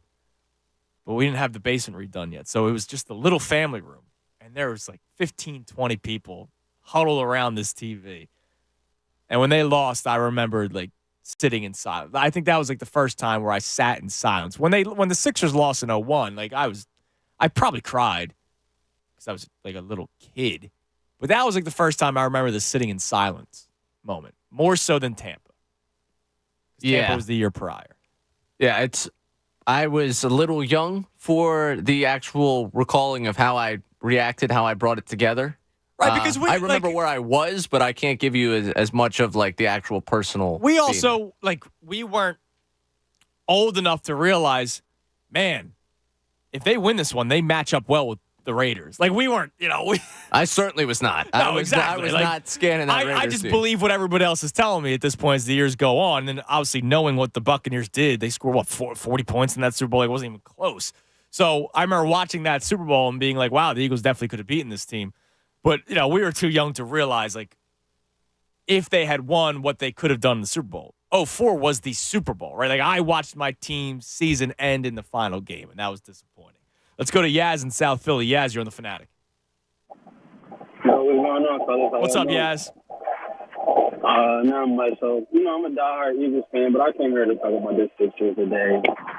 So, first off, this past weekend, Joe broke my heart with that because I just feel like, AI would have never pulled something like that. Kobe, LeBron, like, all of the greats, bro, they would have never – he doesn't, bro. He never played in Denver. Like, and Joe, one of my favorite players. But Jokic comes to the city every time. He always gives Joe a fair shot. And then every time it's time to go to Denver, Joe shut out. I get it. I understand. But, like, so you were really bummed out. I was bummed out when the news comes out, not long before tip-off. I was out, ready, looking forward. Yeah, it was really close, and I'm looking forward to the game. I'm excited for it. But, dude, I'll be honest, like, as the night went on, I slept soundly. Like, the bigger picture's playoffs for me, not a game against the Nuggets in January. We slept good because Paul Reed showed up, though. Like, the whole team showed up. Like, everybody showed up that game. Like, everybody had fight in them. Like, if we got dog walked, then you would have been like, man, Joe, you not really crazy. Not really, because people don't give them credit when they win in January. Why should I freak out when they lose? No, that's absolutely right about that. That's true. And before I go, my heartbreaking moment, man, like I wanted to cry real bad. I dropped to my knees. I was cursing. My folks was in the house. I was cursing. I was acting crazy. But Game 7, man, when we lost to Kawhi and that shot, yep. Bro, when I tell you every time that clip play, like on TV or YouTube or whatever, I can't watch it. And I'm sorry, it's going to play for the rest of our lives. I know, right? Because of because of that shot. Like, you know what really sucks, Yaz, and I appreciate the call, man. some of the more iconic moments in sports that will forever play in our lifetime. Kawhi's Game 7 shot and the Joe Carter walk-off home run to win a World Series. Those will play forever. Screw you, Toronto. After we're done, right? That's right, both Toronto. After we're done on this earth, those will forever play. They'll always be in the cycle, right? When there's, the other yesterday was they were celebrating the 30 years of Fox, and doing playoff games and whatnot. When they're going to be doing the 100 years of baseball on whatever network, it's going to be still the Joe Carter home run. Yep. And right? when ABC celebrates, I don't know if it was ABC, it might have been TNT. I honestly forget. I just remember Whichever sitting in network. stunned silence. Yeah, they're going to show the Kawhi shot. I mean, that's how it's going to be forever. My dad and I sat on the couch for 20 minutes after that and just did not utter a single word to one another. Just sat there wow, that's how that is. Because I was at Game 3 of that series with the windmill dunk and all that. Feeling great. In my head, I was like, and this is my naive self. They hadn't really broken the heart too much the year before they lose, but this wasn't. But this was the first year of what we thought would be many of Jimmy Butler, and Ben was still good. Process this, man. Yeah. Go get me that Sports Illustrated cover. I was all about it. I walked out of Game 3 wow, they're going to the finals, and the series played out the way it did. And how many times have we talked about it? They would have won the finals that year, right? Because the Warriors were all banged up, right? Yeah, KD, that's year he blows out his Achilles because you get the Drake gif of him being upset that KD's hurt and his Raptors are going to win. Right, exactly. Which also, to Yaz's point there about Embiid, I'm pretty sure we didn't get a LeBron-KD matchup for 5 years there. So I don't know if when we talk about he's the only one that does this, he's not the only one that does it. He's the one that you see do it the most because it's your local market. Right, because we follow him. Yeah, right. I mean, I'm sure it happens more often than we realize. I think it's because it's the 2019 thing that's bothering a lot of people. Right, but again, the context of it. Yeah, but nobody cares about context. Well, and then he does the whole, Kobe wouldn't have done that, AI wouldn't have done that. Look, I'm not saying that he's Kobe or Allen Iverson. Different league. It's a different league. He's not the only one that's doing. There's a reason the 65 games thing for the MVP was not put in strictly because of Joel Embiid. Right. It was not we got to make sure Joel Embiid plays. This is a league-wide thing. They're going to protect their guys. If he seriously has left knee soreness, what we've done here is create a ring or bust, basically, culture for that league specifically, for the NBA specifically.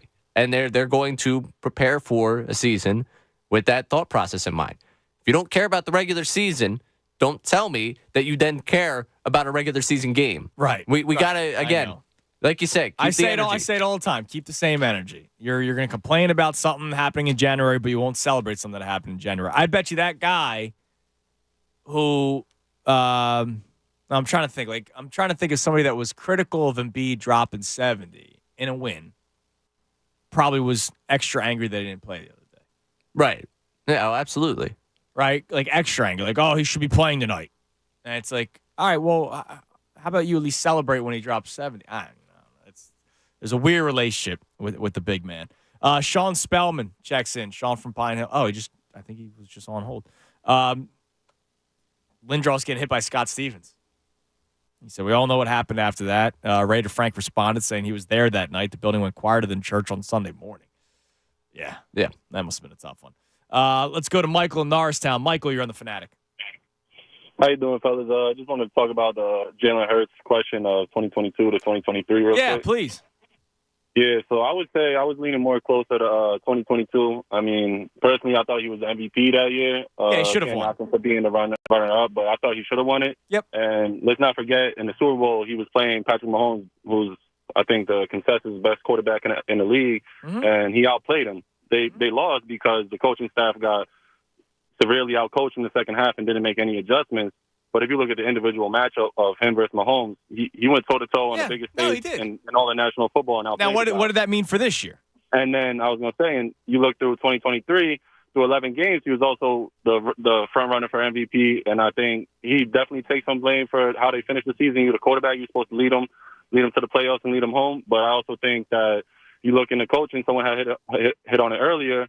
Coordinators and coaching make a big difference in this league. And I just think losing the 2022 coordinator and with who we had this year, obviously everyone wanted him out of town. He's gone now, and Kellen Moore's back. Kellen Moore had Dak Prescott looking like the MVP of the league through the regular season. Everyone was screaming Dak's the MVP. And you got to think if Kellen Moore can have Dak Prescott being the MVP, I definitely think he's going to work wonders for Jalen Hurts and have him back looking in MVP form. Yeah, and look, and we keep on talking about this. If there's anybody that's going to work their ass off to try to get back to a certain spot, it's going to be Jalen Hurts. My question about the coordinator thing, I know how important coordinators are. Trust me, I'm not naive to it. I'm not, I don't have an agenda here. But I feel like other top quarterbacks sometimes lose their coordinators and they don't miss a beat. Like, we are making so much about Shane Steichen, and maybe that's the truth. I just hope you're right, Michael, that Kellen Moore steps in here and brings Hurts back to form, or then we're going to have deeper conversations, which we don't want to have. Yeah, no, for sure. Like I said, I think if he could have Dak Prescott looking like an MVP, and I think Jalen Hurts is worlds ahead of Dak. That's just me. I'm not saying Dak's a terrible quarterback, but I definitely don't think he's an MVP caliber quarterback. I think Jalen Hurts is one of the most dynamic guys in the league with his running ability and his ability to throw the ball, throw on the run, throw downfield, and just make plays. You look at a lot of people in the league, they try and run the fourth down quarterback sneak. It just don't work the same for them. Yeah, this guy has I mean, the Eagles, that's a damn factory Right. getting the 4th and 1. Thanks for the call, Michael. I appreciate it.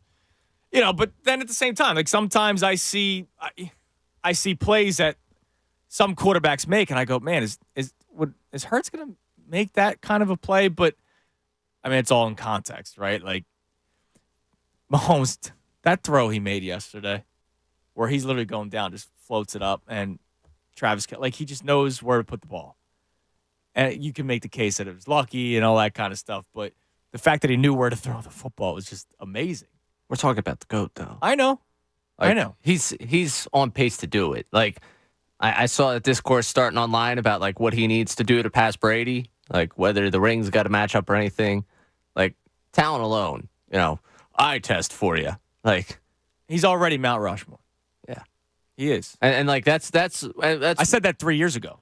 But that's also, like, when we're having this dialogue about everything, like, keep it in perspective, you're asking for Hurts to be 2 because no one's competing with 1. Right. Like, you're asking for him to be 2, and you're asking for circumstance to be right to beat the team because it has to have been right for teams to have beaten them over the last couple of years. I mean, this has been a dominant stretch. We're talking about, Patriots 2.0 type of. It's a dynasty. Right, but that's so when we're talking, like, continue bringing Mahomes to this, to me, is a disservice to Hurts and disservice to any other quarterback. I myself say that it is, right? I've said that a million times. I think it's unfair to try to compare the two because I think Mahomes is a masterclass. Now, the question is, can Jalen Hurts still be in that 2 to 3 to 4 range? Like, we had a caller earlier that said he still believes he's a top 3 quarterback and a top 3 dynamic quarterback in the NFL. Can he maintain that? That's the other thing. 2022, Jalen Hurts was a top 3 quarterback. So basically what you're saying, if he's 2022, if that's who he really is, you're basically saying that he is a top 3 quarterback year in, year out until he starts to, diminish a little bit. I don't think he's there. I still think he's top 7. That's still pretty freaking good. That's still winnable, right? Like, I think we're on the same page here. I haven't said that he sucks. You haven't said that he sucks. I know that there's some people out there that don't believe he's that great of a quarterback. Would love to hear from you. Because then you might say that he's not none of 22 or 23. You may believe that this is the beginning of the regression. We had a caller on Friday that believed that the dark days are upon us because he thinks between the knee and the cap stuff that all of a sudden the Eagles are getting close to the down days, and that's because of Jalen Hurts. Got 2 open lines. You can climb in at 610-632-0975. More on Jalen Hurts, more on Embiid not playing, and, of course, the moment in sports where you found yourself, your body had a visceral reaction to it. You dropped to your knees. Maybe you broke down into tears. Maybe you threw something and broke something. I did that once with the remote. I was younger. Don't kill me. I know that there's grown men out there punching TVs. But that moment that happened for you, would love to hear for you because we are commiserating with the Lions fans today who had a terrible second half and their season came to a fiery crash. 610-632-0975. Andrew Salchunas, the Midday Show right here on 97.5 The Fanatic. Now, fellas, January's almost over. All right, so that means February's about to start, which means you're 2 weeks away from Valentine's Day. Yeah, February 14th, right around the corner. Valentine's Day is almost here. It's crunch time, and if you're still dragging your feet, which is something I'm pretty well known for doing, here's my advice. Go to Family Company Jewelers on Route 70 in Marlton, New Jersey. I can tell you without a doubt that they have an amazing selection of gifts at every price point. You are guaranteed to walk out with something that will rock her world. Not sure what to get your loved one this year? Well, it could be anything. You can go with a pair of diamond hoop earrings. You can go with a pair of diamond studs. You can't go wrong with the classics. And, of course, you can even look for that engagement ring, right? You went through engagement season of the holidays with, Thanksgiving and Christmas and New Year's. Oh, Valentine's Day is always a good time to do it, too. Family Company Jewelers has been doing this for over 85 years, so you know that you are in good hands. They have the largest selection of engagement rings and diamonds in the area. That's kind of why they're known as South Jersey's diamond destination. Valentine's Day is the perfect opportunity to pop the question. So tell them Andrew sent you when you go, and they will hook you up. If you can't make it to their showroom, you can always shop online at FamilyJewelers.com. Fanatic Sports Update. Eagles get their offensive coordinator. I'm Ray Dunn. This update is brought to you by Lowe's. Shop the close-it event now at Lowe's with big savings on the appliances you need now. Lowe's knows home improvement. Shop the close-it event now at Lowe's. The Eagles hired Kellen Moore over the weekend as the Birds hired the former Chargers and Cowboys offensive coordinator, Kellen Moore, to be their offensive coordinator. Moore got the job over reported candidates, former Cardinals head coach Cliff Kingsbury and Texans quarterbacks coach Gerard Johnson. This hiring comes after they filled their defensive coordinator role with Vic Fangio. Elsewhere in the NFL this weekend, it was conference championship weekend. The Chiefs taking down the Ravens, and the 49ers coming back in a big way to beat the Lions. It's Chiefs 49ers in the Super Bowl just 2 weeks away. In the NBA, the 76ers fell to the Denver Nuggets 111-105 on Saturday. Big story was the absence of Joel Embiid in what would have been his second matchup with Nikola Jokic of the year. 76ers were also without Tyrese Maxey and Tobias Harris, in addition to the extended absences of Robert Covington and DeAnthony Melton. As for the guys who played, Paul Reed scored 30 and pulled in 13 rebounds. Pat Bev had a double-double with 17 points and 11 assists. 76ers play the Trailblazers tonight at 10. Catch a live call right here on 97.5 The Fanatic. As for the Flyers, they hit the All-Star break after a 6-2 loss to the Boston Bruins on Saturday afternoon. Keep it locked here for all the latest news and information. I'm Ray Dunn, the home for the Sixers and Flyers, 97.5 The Fanatic. Tyrone Johnson, Ricky Patalico, and Jen Scordo. The best show ever. Listen weekday afternoons 2 to 6. The Eagles, the Phillies, the Sixers, and the Flyers. We have you covered all day, every day. 97.5 The Fanatic and 97.5thefanatic.com. Texting enrolls you in a recurring automated marketing text messages. Consent not required to purchase. Message and data rates may apply.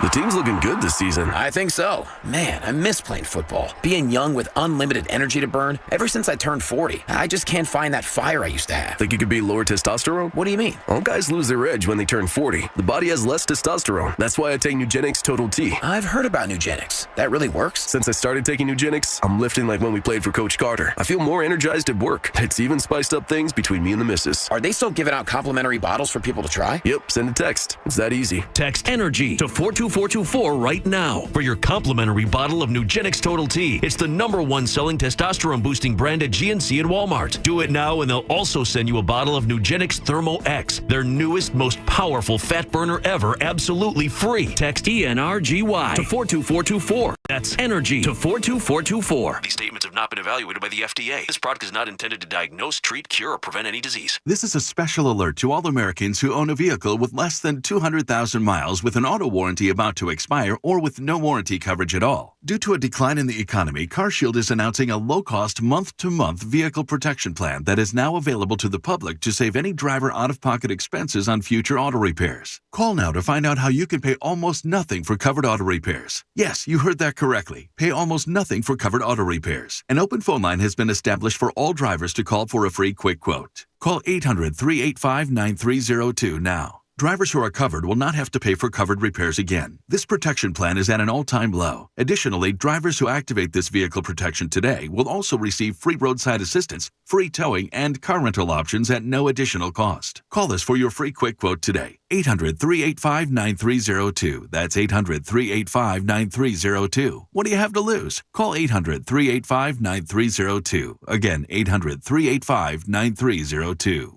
Meet Cheryl. Hey. She's on vacation and lost in the moment. Unfortunately, so is her Chase debit card. It's gotta be somewhere. Maybe she lost it at salsa night.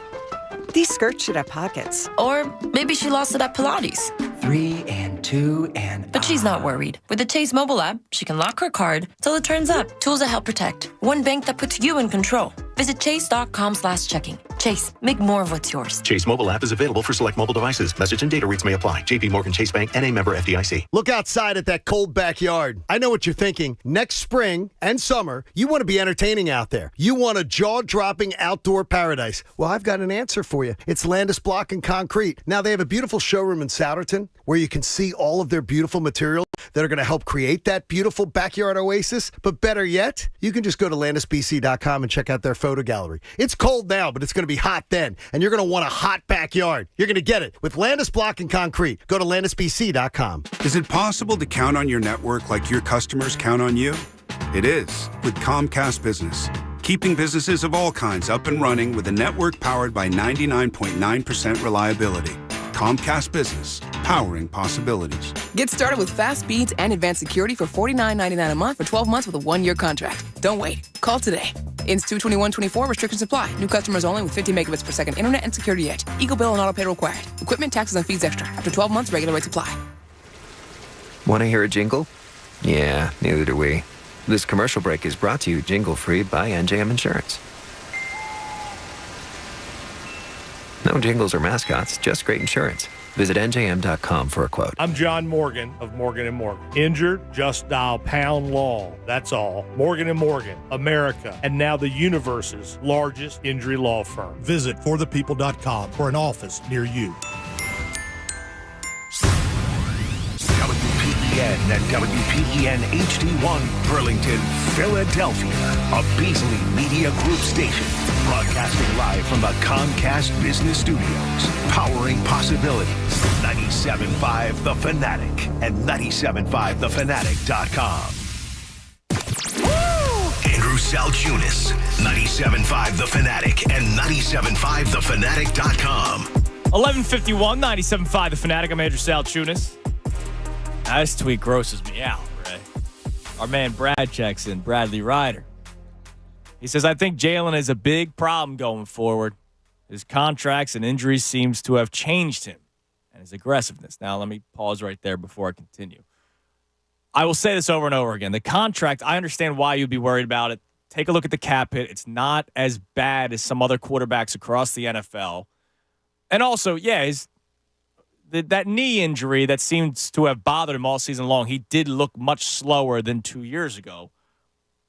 I would hope that an offseason of whatever therapy they choose to do, I mean, there hasn't been any surgery, so I'm guessing that's not a part of the equation. But, rest up, right? Like, professional athletes with a lot better health care than what we have. So hopefully he looks back to his form in terms of his quickness next season, which would then also lead to maybe more aggressive running at times.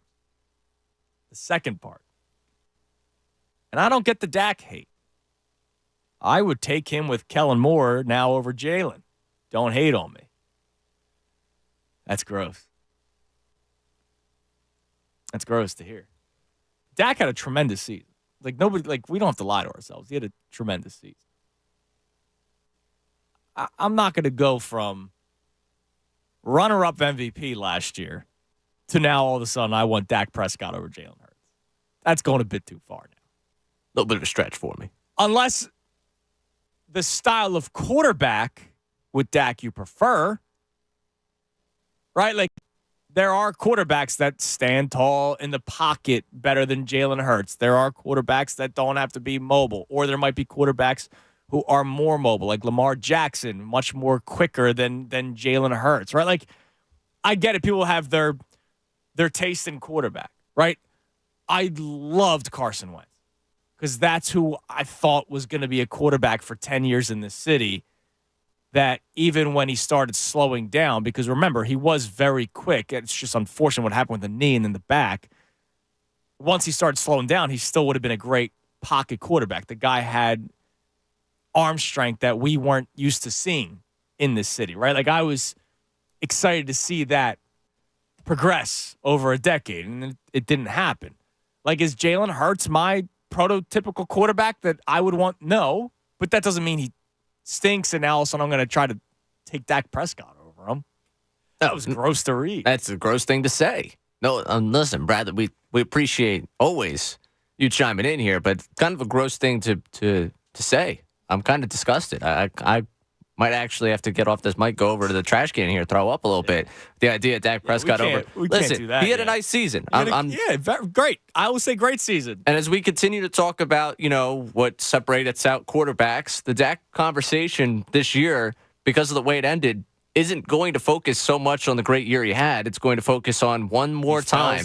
Came up small, interceptions. A year in which, is he really is turnover prone? Was he ever really that turnover prone? It ended the way it did against a 7-seed Packers team. Yeah. And that's part of the conversation with him specifically.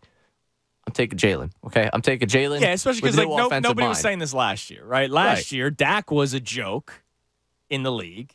And Jalen Hurts was the runner-up for MVP. Now this year, look, it's a year-by-year basis. That's why I read you the top 10 quarterbacks going into this season per ESPN.com. This season is in the 2023 season, so this was this came out back in July. Dak Prescott wasn't even an honorable mention. Oh no, sorry, he was 9th. My bad. He was 9th on this list. Jalen Hurts was 6th, and now all of a sudden we're taking Dak over Jalen Hurts. I can't go that far. He did say not to hate on him though, so I won't do that. All right, let's go back to the phones. What we're talking about so far today, Jalen Hurts. Is he 2022 or 2023? What's the Jalen Hurts you expect to see on a year-by-year basis? I say 2023, but an improved version. And now it's funny. Like, when I say improved version, and I say he's still a top 10 quarterback, so that means if he improves from 2023, he could get back to 2022. I just don't think it's fair to expect a top 3 MVP candidate year by year. Now, you're not trying to compare him to Patrick Mahomes, but when I say 2022, isn't that what first comes to your mind as an MVP candidate? MVP candidate, but that doesn't, to me also MVP, the candidacy for it, we watched him have a spectacular season. Do I think he gets back to that spectacular season? Do I think maybe he gets all the credit? When he makes that jump, so much of the MVP narrative becomes, wow, Hurts' leap has opened up this new world of possibility for the Philadelphia Eagles. He is incredibly valuable, thus we're placing the most valuable player on him. His next, real big moment is going to be getting back to that level, and it's not going to be so much of wow, look at how valuable Jalen Hurts is. It's wow, Jalen Hurts is the quarterback we thought he was after that season. Right. I think that's a different narrative than the first push that got him into that MVP conversation. It'll be, okay, yeah, he is that guy. He is that quarterback. Do I think that he will ever find himself in that 1-2 with Mahomes in terms of the way the narrative is talked about, way of discussion? Probably not. I don't think anyone will. Right, and that's the other thing, because we continue to try and do this, and it's Mahomes and Allen, Mahomes and Brady, Mahomes and this person, Mahomes and that person. It's just Mahomes. It's everybody. They're looking for the Brady Manning thing again. Oh yeah, they're starting for it. They're looking for it. They had Brady and Mahomes there for a little bit, where they were okay. We could just play Mahomes as the Manning role in this, and now Mahomes is standing there alone. It's okay, Josh Allen goes on a nice run. Is it Josh Allen? Okay, Lamar Jackson's on a nice run. Is it Lamar Jackson? This is continuing to try and cast someone aside, someone that can't be cast aside. You can't. No, you can't do that until they're done. Right. Exactly. If he's an actor, he gets top billing in every movie. Okay, there is no, someone could play alongside him, but it is not the main box office draw. The main box office draw here is Patrick Mahomes. Do I think that when we ask about being closer to 2023 than to 2022, I think we will get closer to 2022 from him year in and year out as he grows in this league. Now, one of the other questions I kind of floated out there earlier was, it was more of a statement that we here in the Delaware Valley all have to be rooting for the Chiefs, I would imagine. Now, Broke Jesus checks in. He goes, violation on me, but I'm rooting for San Francisco. What? He says, because Mahomes is a hate the face for me, and I hate the family shots in the booth after every play. And what's the reason for the 49ers? Did we hate seeing Orion Kirkering's dad crying? Nobody hated that. Yeah, a little different though. Come on, that's 15 seconds for Mr. Kirkering versus someone that's been in the public eye. Look, if Jason Kelsey was making plays, they would show the family every single time. Oh, listen, I'm all for it. I'm all for it. Travis, even Taylor. She may be out. Let's say the Eagles are in the Super Bowl, right? Taylor's, I would imagine. Nah, she do her. Doesn't she have a concert? She got, don't worry. That was covered. Oh, I know. That was big all right, can she make the Super Bowl now? It's like, but I really don't like the Mahomes hate the face. I get it. Mahomes has gotten a little obnoxious. And the crying for penalties and kicking Justin Tucker's right, like little field goal thing. I get how obnoxious he is, but you can't tell me you hate him more than you hate the 49ers. Well, so I know how this call is going to go. So for Broke G's and for anybody else that's still contemplating rooting for San Francisco because you hate Mahomes, you hate Andy Reid, you hate Taylor Swift, you hate Travis Kelsey, you hate all that kind of stuff. You hate dynasties. You hate the team that just beat you in the Super Bowl last year. It says Mar, but I believe this is Omar in San Francisco. What's up? Hello. Is this Omar? Omar, going once. Going twice. Wow. Silence. Well, I went to him. I was ready for it. Mr. Chesty. It's good, though, because he did do the little, comment. It's going to be about the Eagles coaching staff. We know it was a call about the Eagles coaching staff. I hope he calls back. I'm never afraid of it. I'm not afraid of it. I just don't need, because Omar, what he does, and this is his thing. He disappears. Yeah, he does. Like right there where he's silent, that was like the last 15 seconds of his call. Because what he does, he just yells at you for the first 30 to 45 seconds about his 49ers. Doesn't give any chance for actual dialogue. And when he realizes that he has run out of things to say, he quickly runs out of here. I just wonder what he was thinking the first half. Omar might be up on the reasons why. I'm big on this. Well, Chiefs squad. I was hoping he would actually talk and Broke G's would be able to hear like what a 49ers fan sounds like and how much they hate Philadelphia. And listen, hey, Vince cool. I like Vince. Vince is nice, man. Yeah, Vince is nice. Omar is the issue here. Let's go to David in New Mexico. David, you're on the Fanatic. Hey, good morning, you guys. What's up, Dave? Hey, just thoughts on some of the questions you're asking this morning. So, first of all, on Hurts, maybe this is a cop-out. I don't think he's going to be the 22 or the 23 version. I literally think he's going to end up being dead in between.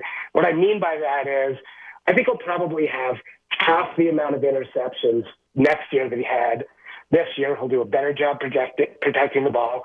He'll do a better job running, but it's not going to be 2022. 2022 is almost perfect. Yeah, it was damn near perfect. He's going to be good. Yeah, I think he's going to be really good. And I think it's going to be dead in the middle of 22, 23, Jalen Hurts. As far as the Sixers, I'm with you, Andrew. Here was my thought.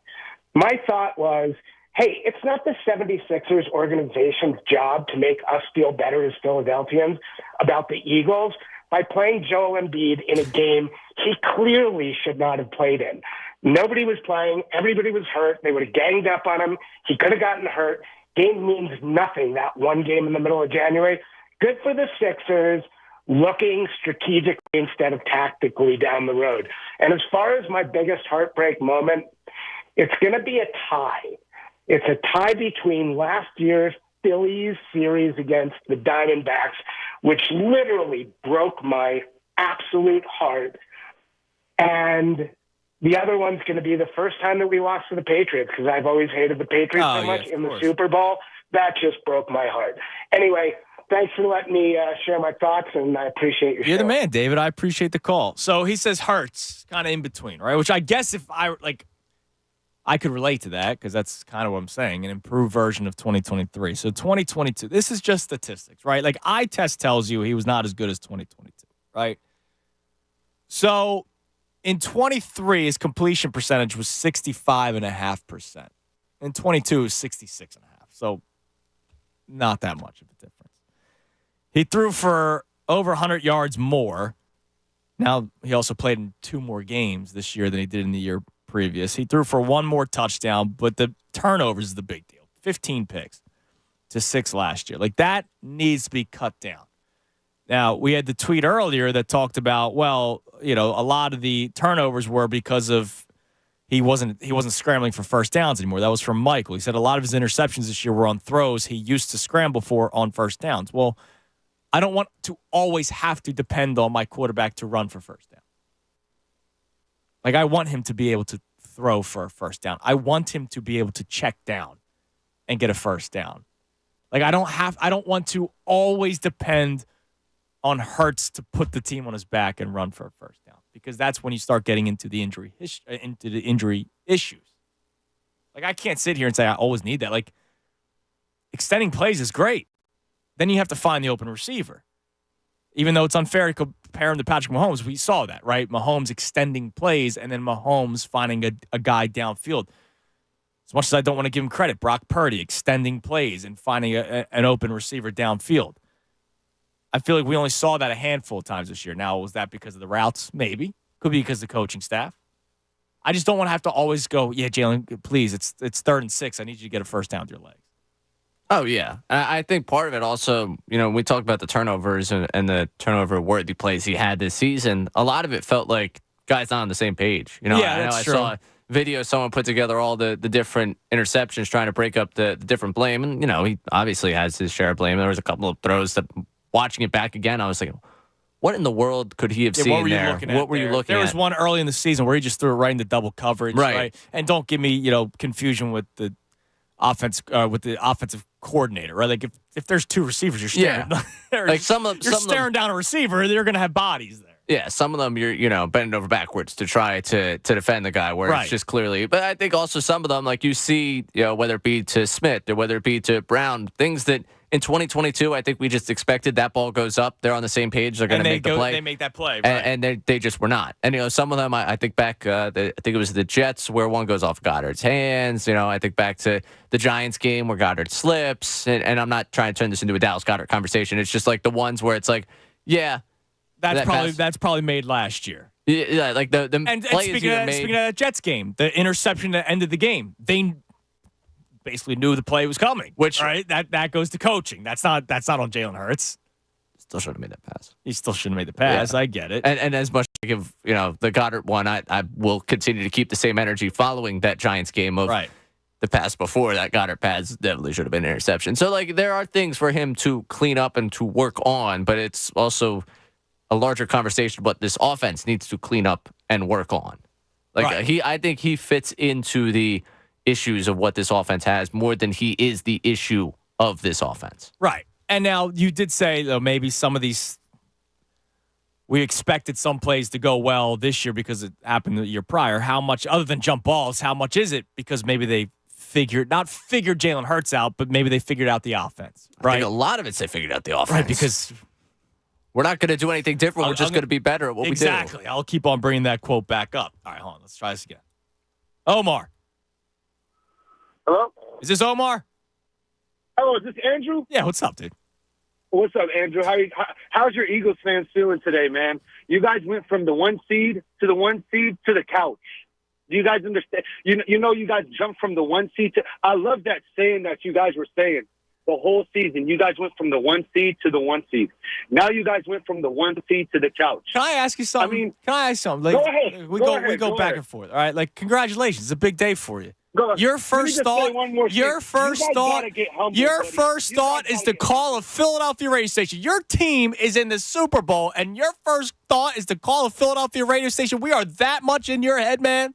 You know why? Because my team in the Super Bowl and your team is on the couch. They weren't in the Super Bowl last year. They weren't in the Super Bowl last year, and we have freaking real estate in your head, right on the beachfront in your head. That's how much we are on your mind. It's crazy to me. Go celebrate. Go have some fun, buddy. I had a lot of fun last night celebrating the road to the Super Bowl. Yeah, and your first thought is Philadelphia. That's sad. That is so sad that your first thought is Philadelphia, man. You guys had a great come from behind win against the Lions, and your first thought is Philadelphia. That is sad, man. You have to always remember the 49ers are your daddy. Oh, get the hell out of here. The Eagles beat your team just 1 year ago. What were you saying a year ago, man? You talked all that crap before the game, and then you went radio silent. And now all of a sudden, because your team's in the Super Bowl, you're going to talk smack? Do you understand that I called the first win of the playoffs, but I hung up? I spared you guys. Why did you hang up? I called the LA Rams week.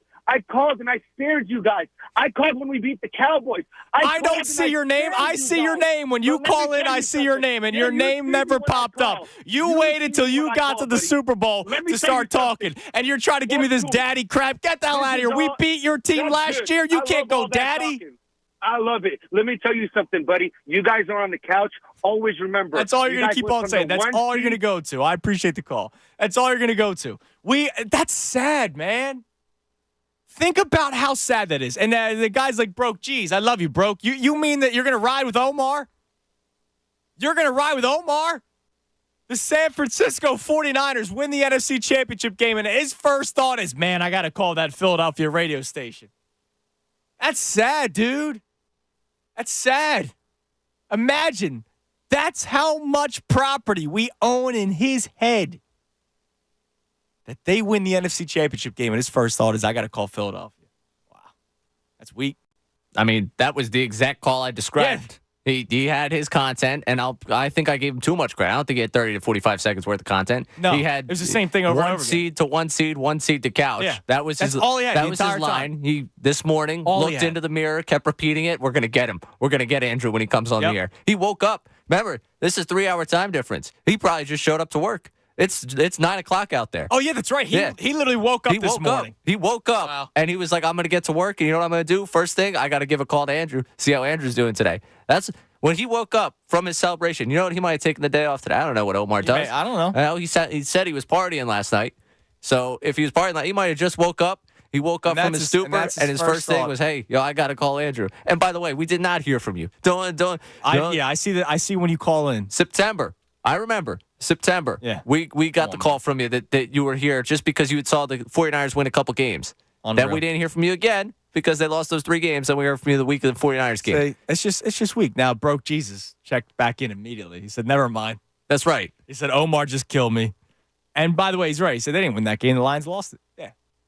Oh man, don't come in here with that nonsense. Go Chiefs. All right, go Andy. Come on, Big Red. Need you here. The thing is, go Chiefs, go. The thing is, I'll miss Omar. I will. Because if the Chiefs win, we won't hear from the guy for another 9 months. No, you're right. We'll hear from him next Friday. We should have jotted down his number so that I've got a pretty good recollection of it. Right. I got the area code in the next 3, so I do have his Instagram because he DM'd me. Oh, did he? Yeah. Oh, not nice. Not a good human being whatsoever. Oh, really? No, could not handle a debate over a team well at all. Oh, it was very. You're telling me that the yeah. Okay. Oh yeah. Yeah. Not that was I'm not even responding to this guy because he might be psychotic. Well, that's good. Yeah. I hope he's in San Francisco. We got one open line. You can climb in at 610-632-0975. I'm Andrew Salchunas. The Midday Show on a Fanatic Monday. Fanatic Monday is presented by Pierce Phelps Bryant Heating and Air Conditioning Contractors. Visit nopaybryant.com for flexible spending options on a new heating and cooling system. I'm Andrew Salchunas. The Midday Show right here, 97.5 The Fanatic. Fanatic Sports Update. The Eagles get their OT. I'm Ray Dunn. This update is brought to you by Compassion International. Families in poverty are facing a global food crisis. $50 provides a food kit to feed a family for a month. Just text the word radio to 97646. The Eagles hired Kellen Moore to be their offensive coordinator over the weekend. Moore previously with the Chargers and Cowboys as their offensive coordinator. He gets the job over reported candidates, former Cardinals head coach Cliff Kingsbury and Texans quarterbacks coach Rod Johnson. This hiring comes after they filled their defensive coordinator role with Vic Fangio. Elsewhere in the NFL Conference Championship weekend, you just heard Omar's call, and his 49ers will be in the Super Bowl after a come-from-behind victory over the Lions. And then, of course, the Chiefs with the victory over the Ravens. Chiefs 49ers for your Super Bowl matchup. In the NBA, 76ers fell to the Nuggets 111-105 on Saturday. Big story was the absence of Joel Embiid and what would have been his second matchup with Nikola Jokic of the year. 76ers also without Tyrese Maxey and Tobias Harris, in addition to the lengthy absences of Robert Covington and DeAnthony Melton to the lineup. As for the guys who played, Paul Reed had 30 points, pulled in 13 rebounds. Pat Bev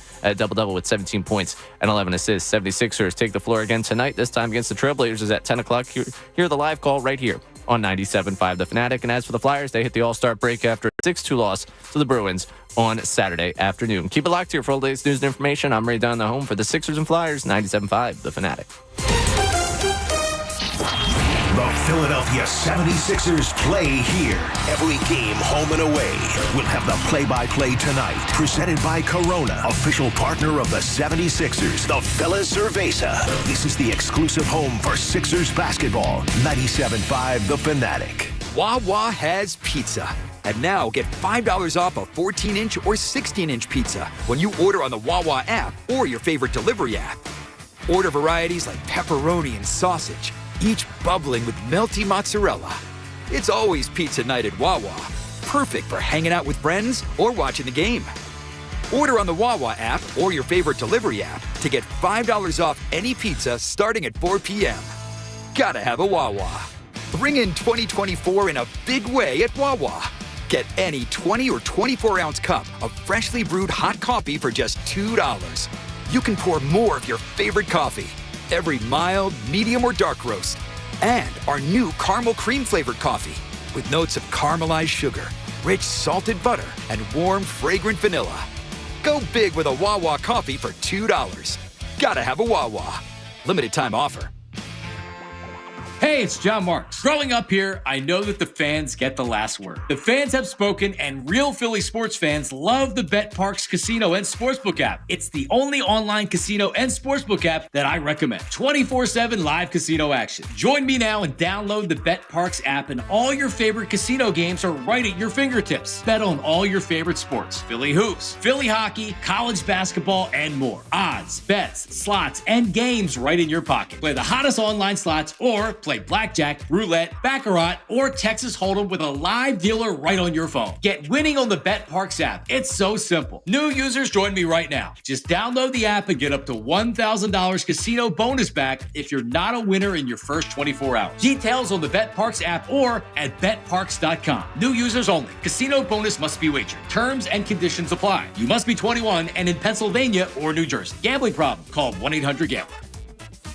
Hey, it's John Kincaid, host of The John Kincaid Show and 3-time cancer survivor.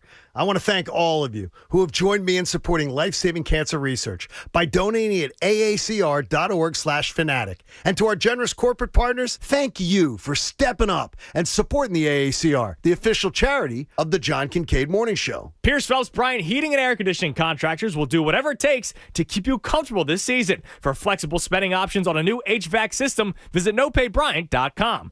With over 1,500 windows to choose from, Window Nation can outfit any home. Call 866-90Nation or visit windownation.com. For 24-hour emergency service on your HVAC system and home comfort you can count on, visit carneyallseasons.com. Donations to the American Association for Cancer Research from our listeners and corporate partners add up to big breakthroughs that benefit cancer patients worldwide. Why don't you join me and make a life-saving donation today at aacr.org/fanatic.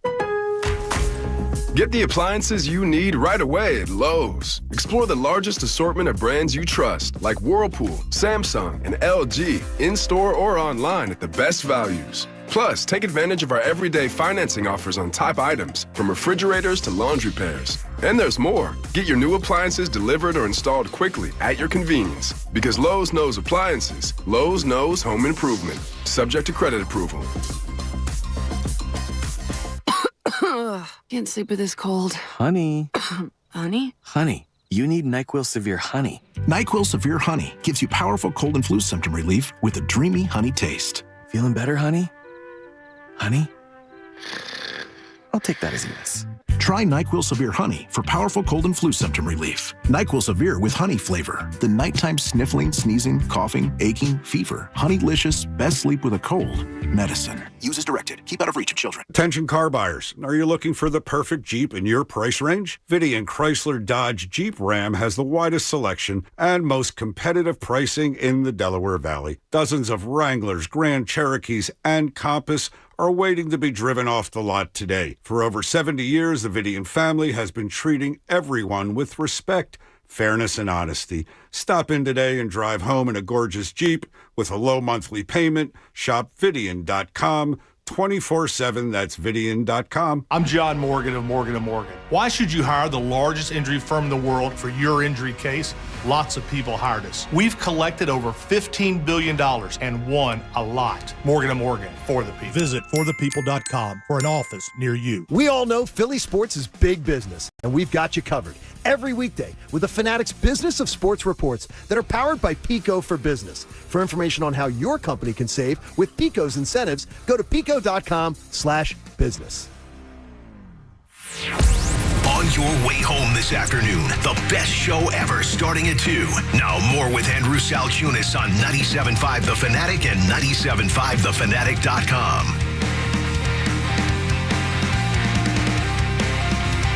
12:19, 97.5 The Fanatic.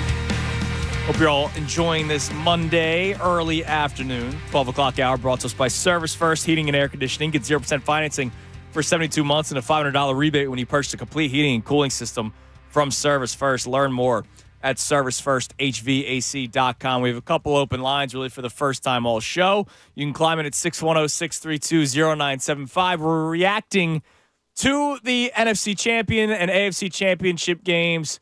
And one of my first things that I thought about was quarterback play. So the question that we have in terms of Jalen Hurts, is it 2022 Jalen Hurts or 2023 Jalen Hurts? Who is the Jalen Hurts that we will see consistently on a year-by-year basis? And we do have a poll running on the Midday account, almost 1,000 votes at this point. 67% of you believe 2022 Jalen Hurts will be the guy that we see on a consistent year-by-year basis.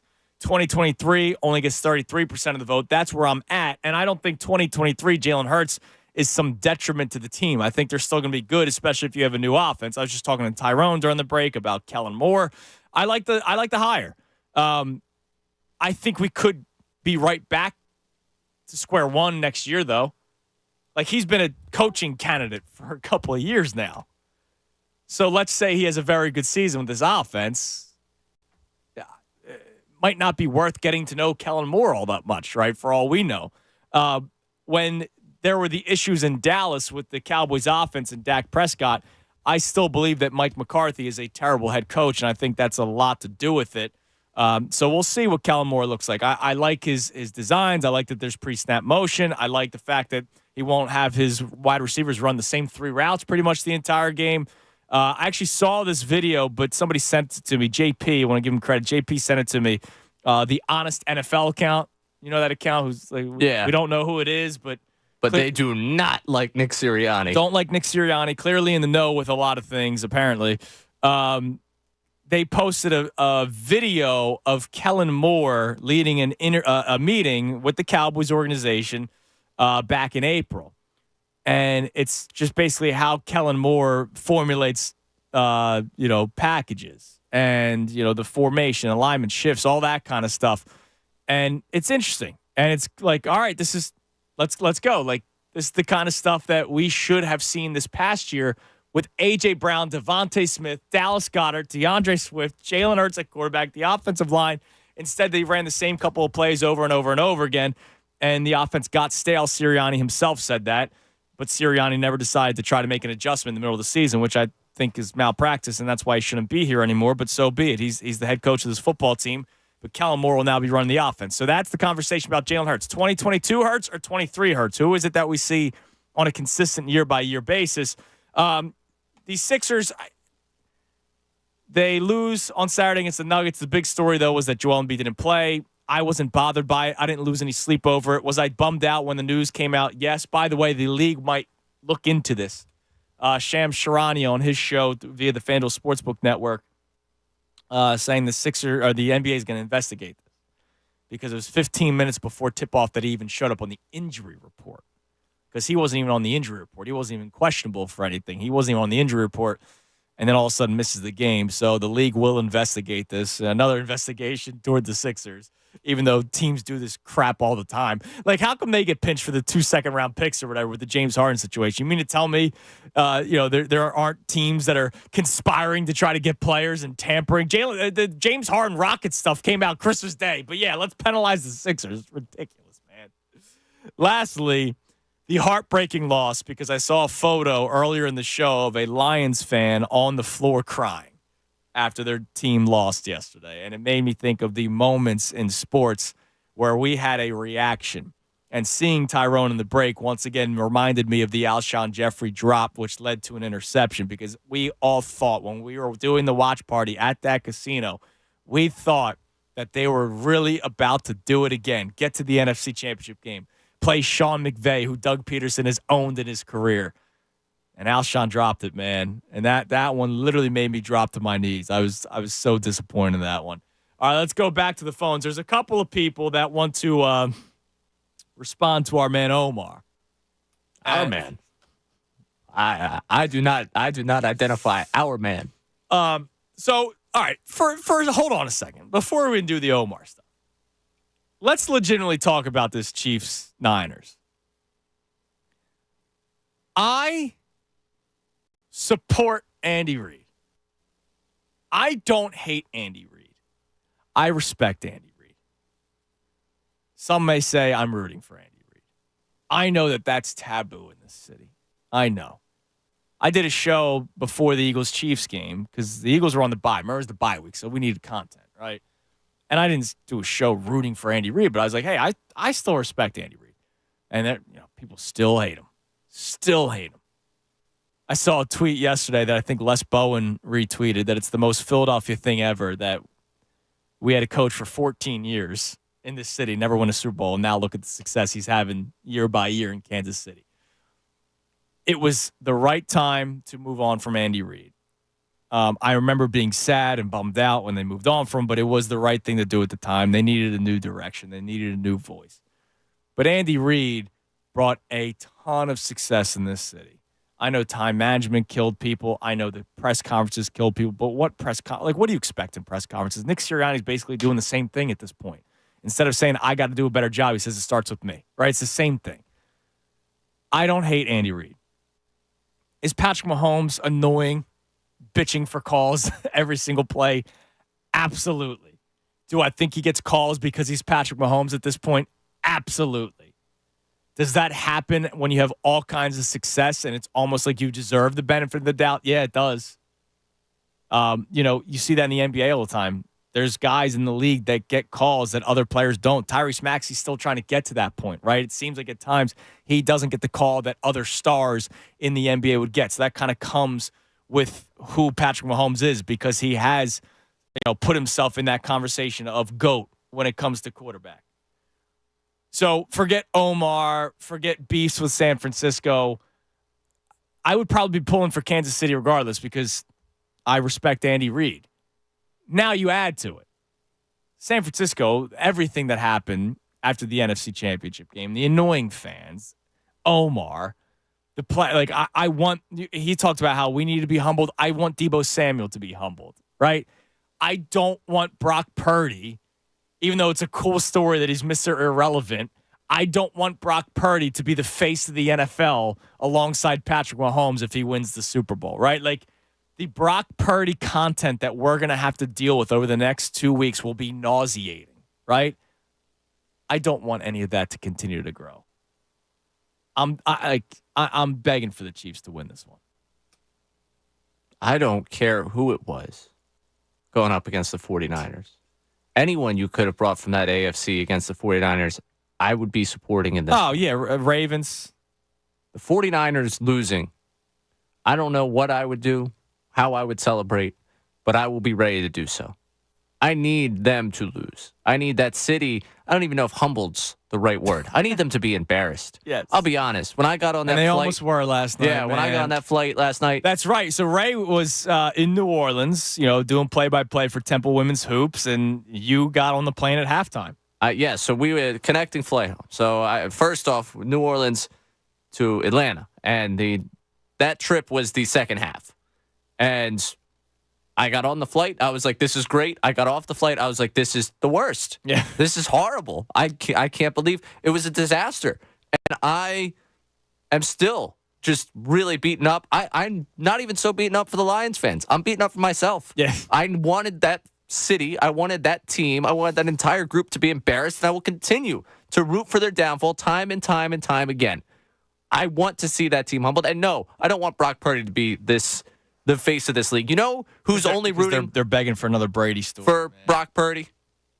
Trent Dilfer is rooting for Brock Purdy. Yeah. You want to know why? Because he will no longer be the face of, well, that guy's got a Super Bowl ring. Right. Brock yeah, Purdy right. will be the face of, well, that guy's got a Super Bowl ring. That's who's rooting for Brock Purdy in this one, okay? As for the rest of us, I would kind of argue your ability to be a Philadelphian if you're pulling for the 49ers. Yeah, I don't get it, unless it's unnecessary hate toward the Taylor Swift thing, right? Which Get over it. I don't like her because she's a fraud. She's a fraudulent Philadelphian. Bring it on, Swifties. But like, I don't care when they show her for 5 seconds on the screen. It doesn't bother me whatsoever. There's people that hate Andy Reid. I don't know why. The most successful time in Eagles history was with Andy Reid as the head coach. Right now, hopefully, a span of X amount of years, you could surpass it because you did win. You got back to another one. Now it's still early, right? It's been 6 years, and I'm counting Doug and Nick, right? Like I'm counting Doug and Nick versus Andy.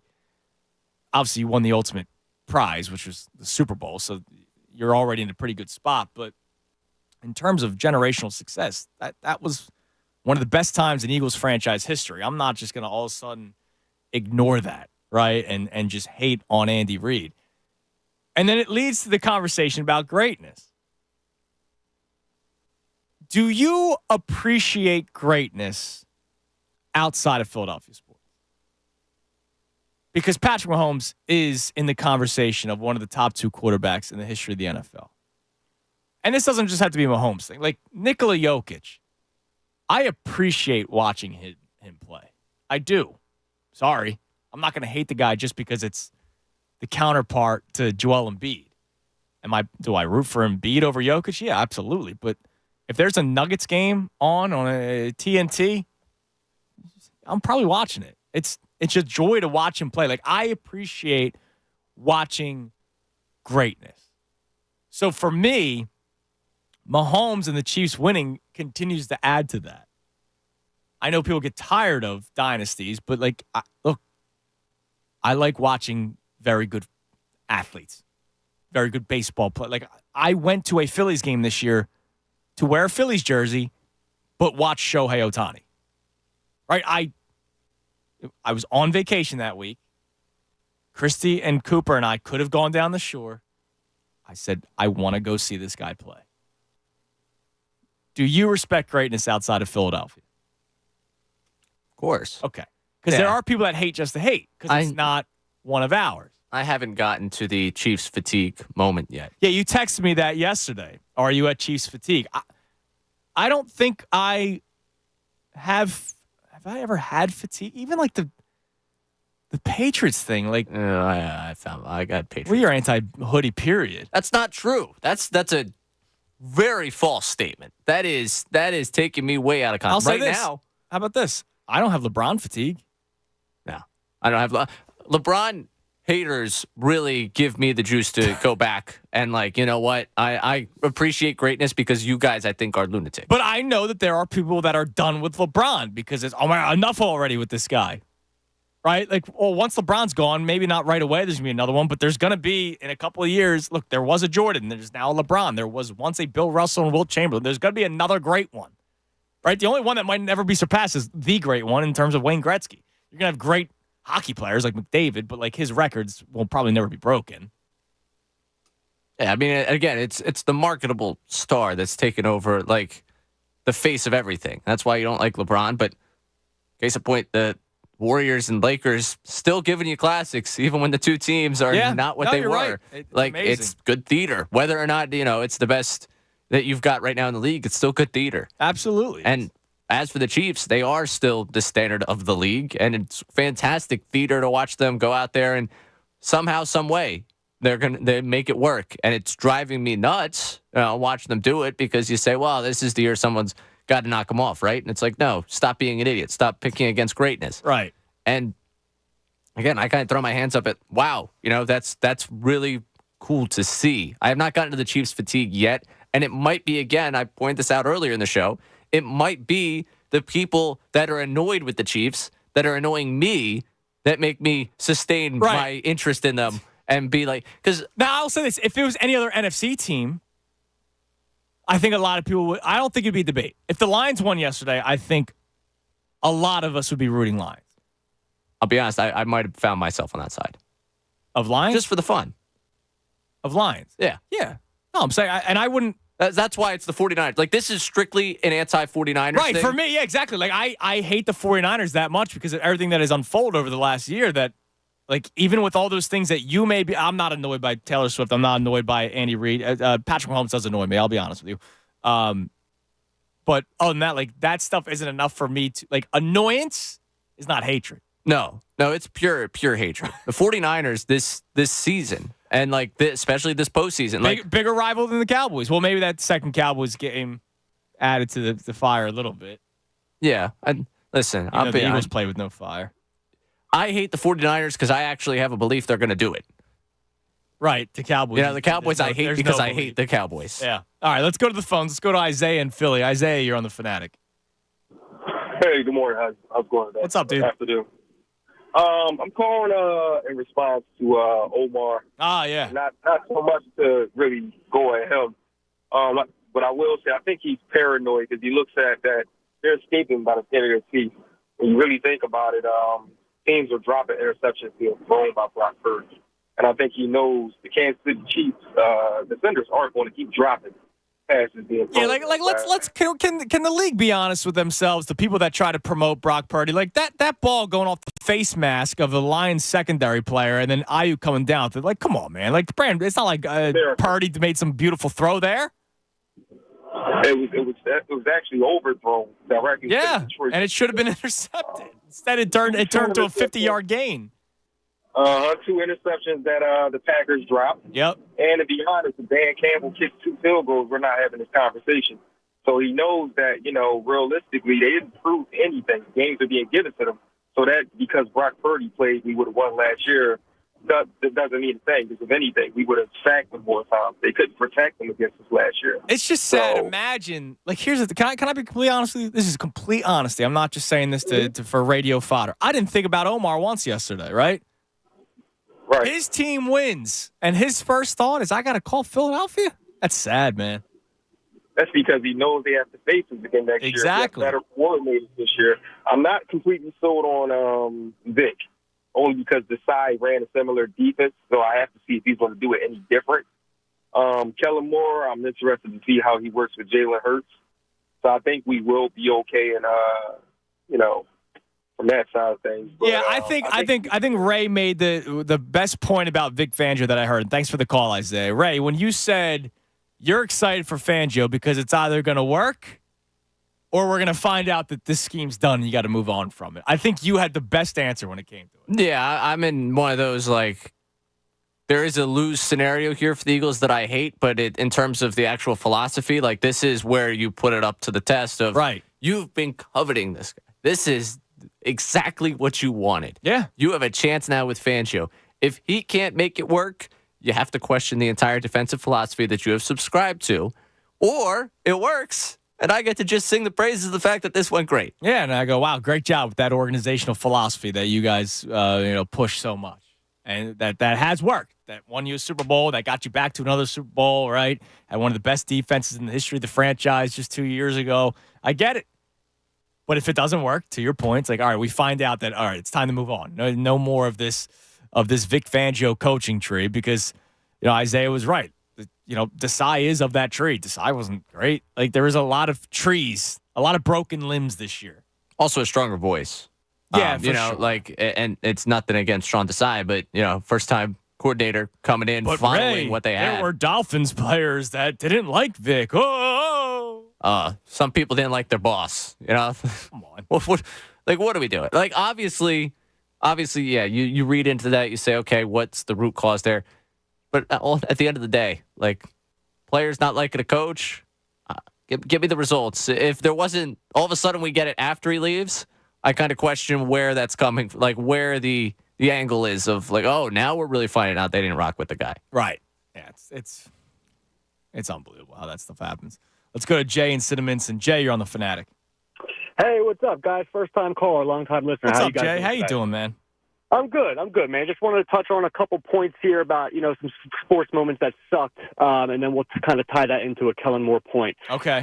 Number one, last year, obviously, Game 7 against the Diamondbacks. I know that was touched on a few times. Yeah. I was there. And there was a weird, palpable energy before the game that we could feel, me, my wife, and my buddy that was with it. It seemed like everybody was nervous. And then obviously we know how that kind of turned out. Another one I wanted to touch on was 2009-2010 Flyers Game 6 Blackhawks Stanley Cup. Not knowing initially where that puck was, and then obviously come to be it was in the goal. Somebody messaged me the Patrick Kane one, man. Yeah, I just remember seeing him celebrate, and nobody knew what happened. He knew exactly. He knew. Exactly. And I'll touch on a Kellen point real quick and just stay with me here, guys. I got you. I'm a 3-for-4sman. Unfortunately, I am a cretin, as Anthony would used to say, you and Anthony. It is in my family, unfortunately, that I'm a very, very big Cowboys fan. Now, hear me out. I find interesting before I even hear out your Kellen Moore point. You yourself are saying unfortunately. Like that must suck, man. That must suck that you look in the mirror and you go, unfortunately, I'm a Cowboys fan. It is tough. I've been wearing it on the chin I'm 32 years old. Obviously, all my boys, I grew up in Bucks County at Temple Grad. All of my friends are Eagles fans, so I got to hear it every single year, every week, all off season. So yeah, it's tough. But again, it's in my family. The first thing, the first logo I saw growing up at 5 years old, the star was just imprinted in my brain. So it's very, very unfortunate. But I will say this: I'm a realist. I am definitely not a clown like that dude Omar and some of the Cowboys fans that call into these radio stations and play into the stigma that, they just talk trash and they can't back it up. Listen, we fall short every year. It's been almost 30 years now. Like I said, I'm 32. I've lived it. Now, what does that do with Kellen Moore? Is Kellen Moore the reason why you fall short? No. So I'm going to say I think Kellen Moore will absolutely have your offense playing better. He will absolutely have Jalen playing better ball. You guys are going to see some wrinkles that you're going to be like, wow, that's a great call in that moment. But then you're also, if you guys are all 22 guys, you look at some film and break down, you're going to see some plays of his that will leave you scratching your heads. A lot of curl routes to the sticks. And I'm talking every receiver is running a curl route. There is no motion of a mesh concept anywhere. And there's definitely going to be some head scratchers, but I do think for you guys that is a huge upgrade. I was a Kellen Mooresman, for the first. Well, and here's the thing to that point. Thanks for the call, Jay. I wonder if that also helps Jalen get the ball out quicker. And I saw somebody, like the big thing now is posting the route from Madden. Right. Here's the Brian Johnson route. It's just like the all go or it's the bubble screen, right? I saw somebody post the curl route one with Kellen Moore, but maybe that's a good thing to get the ball out of Jalen's hands sometimes. That might be the best thing for him. Not all the time, but sometimes. All right, so here's what we're going to do. We have an hour and change left. I'll reset everything that we've been talking about today. I also have something interesting that I was meaning to get to earlier, but, the conversation was buzzing about Jalen Hurts and the Eagles and talking a little bit about the championship games. So Jeff McClain and the Inquirer, they do this every single year. They post the 2024 stay or go. It's all the guys on the 53-man roster. It might be the 69-man roster with the practice squad too. And you vote stay or go. So we're going to go through that because, look, cap aside, like I can say, I don't want this guy back next year, right? That's kind of the fun in it. Like we're not totally playing GM. You don't have to worry about dead cap hits and all that kind of stuff. So we'll do the stay or go. We have to be football guys too, because we have to think about special teams, right? Like you can't just say this guy's got to go. You got to think about those special teams players. Oh, I've already thought a lot about it. I'm thinking about roles, versatility. Absolutely. I've been deep diving. So we need to do the stay or go. We'll do that from the Inquirer coming your way next. And also, I have a question about conspiracy theories in sports and whether or not you actually believe them. All right? We'll also talk about that next right here on 97.5 The Fanatic. Fanatic Sports Update. Eagles get their OC. I'm Ray Dunn. This update is brought to you by Mothers Against Drunk Driving. For victims of drunk and drug driving, your grief is unique, but you are not alone. You always have a place at MADD. Call the 24-hour victim hotline at 877-MADD-HELP or visit MADD.org.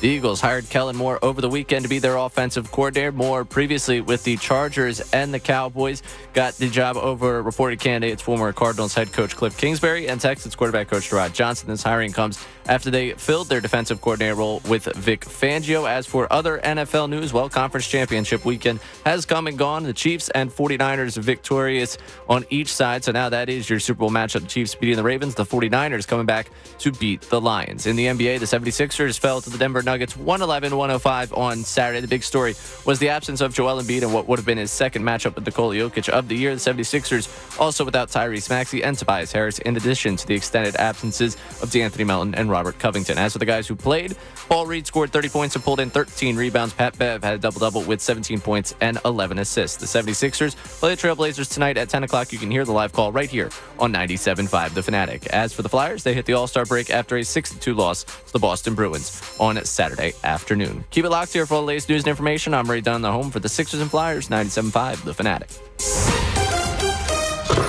This is Paul Reed, reminding you every 76ers game, home and away, right here, 97.5 The Fanatic. The big plays, the moments that matter. Mo Bamba here to tell you that this is the radio home of the Philadelphia 76ers, 97.5 The Fanatic. Hey, it's Jen Scordo. Happy Super Bowl from FanDuel in partnership with Valley Forge, America's #1 sportsbook. Super Bowl Sunday is all about the best seat on the couch, your favorite snacks, and placing some super bets. You can pick your favorite team on the spread or the money line, who's going to score first, and your favorite quarterback for an anytime touchdown. And don't forget to check out all the special props and super fun options for that big game. FanDuel has so many ways for you to end the season with a W, or 2 or 3. Bet on who's going to win Super Bowl 58. Plus, FanDuel also has bets for which players will score a touchdown, how many points are going to be scored, and so much more. New customers join today and get $200 in bonus bets if your first bet of $5 or more wins. Visit FanDuel.com/Scordo to sign up. That's FanDuel.com/Scordo, SCORDO, and make every moment more with FanDuel, an official sportsbook partner of the NFL. 21 plus and present in PA. $10 first deposit required. Bonus issued as non-withdrawable bonus bets that expire 7 days after receipt. See terms at sportsbook.fanduel.com. Gambling problem? Call 1-800-GAMBLER. Have you Googled yourself lately? Are there negative posts from an ex-employee or from a former client? Maybe an outdated news article or sensitive personal information about your family? Search engines don't always get it right. For right or wrong, it's your reputation on the line. That's where Reputation Defender by Norton comes in. One of the most trusted names in online reputation repair. Reputation Defender has been fixing people's search results for over 15 years. Their cutting-edge approaches help you to wipe away unwanted information in your search results. They also promote the good stuff so that it rises to the top, helping you put your best foot forward. Your good name is too valuable to leave to the whims of a Google algorithm. Take control with Reputation Defender. You can start by getting your free reputation report card at reputationdefender.com or call 800-803-5505 to speak to an expert. That's 800-803-5505. Is it possible to count on your network like your customers count on you? It is with Comcast Business. Keeping businesses of all kinds up and running with a network powered by 99.9% reliability. Comcast Business, powering possibilities. Get started with fast speeds and advanced security for $49.99 a month for 12 months with a 1-year contract. Don't wait. Call today. Ends 2/21/24. Restrictions apply. New customers only with 50 megabits per second internet and security edge. Eagle bill and auto pay required. Equipment, taxes, and fees extra. After 12 months, regular rates apply. Progressive knows we're all trying to save right now. Hey, at least we're still enjoying baseball on a Saturday night, right? Even if it is T-ball. Yeah, but tickets to the majors are just so expensive now. And who knows, maybe we're seeing a pro in the making. Sure, in like 20 years. How is he safe? Boo! This ump stinks! The ump is only 14. We don't really do that. Oh, my bad. You're doing a great job, ump. Progressive offers you savings without sacrifice. So save big when you bundle home and auto. Progressive Casualty Insurance Company, affiliates, and other insurers. Not available in all states. Get the appliances you need right away at Lowe's. Explore the largest assortment of brands you trust, like Whirlpool, Samsung, and LG, in-store or online at the best values. Plus, take advantage of our everyday financing offers on top items, from refrigerators to laundry pairs. And there's more. Get your new appliances delivered or installed quickly at your convenience. Because Lowe's knows appliances. Lowe's knows home improvement. Subject to credit approval. At Grainger, we're for the ones who specialize in saving the day and for the ones who've mastered the art of keeping business moving. We offer industrial-grade supplies for every industry with same-day pickup and next-day delivery on most orders, all backed by real people ready to help. So you can get the right answers and products right when you need them. Call, clickgrainger.com, or just stop by. Grainger, for the ones who get it done. Imagine having all the money you need for retirement, all the income, every month, guaranteed. That's Secure Future Investor, an indexed annuity tied to growth in the stock market, but without any risk of loss ever. It's guaranteed money for life income, no matter how long you live. Call 888-509-2228. 888-509-2228. Sponsored by GP Agency, Inc., Raleigh, North Carolina. Licensed in all states. Performance may vary. Consult with your financial professional before making an investment decision. Fall in love with New Jersey wine country. You can embrace Valentine's Day with fine wine, artisan chocolates, music, and more 2 weekends in a row. From February 9th through the 11th and February 16th through the 18th, wineries across the Garden State have created an experience for sharing with those you love. This is the perfect date idea for Valentine's Day, right before, right after. You can follow at New Jersey Wine on Instagram for a look behind the vines, and you can learn more at NewJerseyWines.com. WPEN and WPEN HD1 Burlington, Philadelphia, a Beasley Media Group station, broadcasting live from the Comcast Business Studios, powering possibilities. 97.5 The Fanatic and 97.5thefanatic.com. Andrew Salchunas, 97.5 The Fanatic and 97.5thefanatic.com. It's 12:50 here on 97.5 The Fanatic. Coming up this segment, we'll get into a little conspiracy theory talk. Because let's face it, it's a pretty big one. With the Super Bowl matchup. Like, let's face it, pretty big one. But also, the Inquirer does their annual stay or go. And we'll run through that. But real quick, you just heard that commercial at the end of the spot there. The New Jersey Wines Association. So Christy and I, my beautiful wife and I, we were at Heritage's Winery in Mullica Hill, which is my hometown. They're a part of the Wine Association. And something I would suggest to all you couples out there, especially if you don't have an idea yet what to do for Valentine's, either the weekend before, the weekend after. They do these wine and chocolate pairings at these different wineries across New Jersey that are a part of this association. Each individual winery has their own twist on it. It's their wine, and then whatever the chocolate is. Now, you know how people like say that, like, oh man, grapes and cheese go well together, and like you don't really like know it until you actually try it. Did not know wine and chocolate actually went as well as it did. Like the way you're supposed to enjoy it. Yeah, that's probably a big piece of that. So Dan, or I would like to call him Mr. Ledden, because he was actually one of the gym teachers at the high school that I went to, and this is his retirement gig now, which is it's like so cool that hometown, Mullica Hill, all that kind of stuff. He was walking us through the process. So I was doing it this specific way. Take the sip of the wine first, get in all the flavors, the smell, that thing with the wine. Got to get the aroma in. Very glad you gave us all a nice. Yeah, I was doing the wine. I was doing the. I'm sure you were. Twirl. You were doing it ironically, though. Yeah, you were not doing that as a connoisseur. You were doing that to mimic. Absolutely, I wanted to seem like I fit in. That was the other thing. There's a lot of people there. So I wanted to pretend like I think you wanted to feel like you were a little bit mightier than the rest. Like they look over at you and they're like, this guy knows his wine. This guy's established. Yeah. While I'm sipping Coronas and Miller Lights the rest of the week. So you do the sip of the wine, then you don't eat the whole chocolate. Just take a bite of the chocolate and get in the taste, and then you got to wash it down with the wine. So there is an art to it. And I didn't realize how good it actually went. Almost like peanut butter and jelly.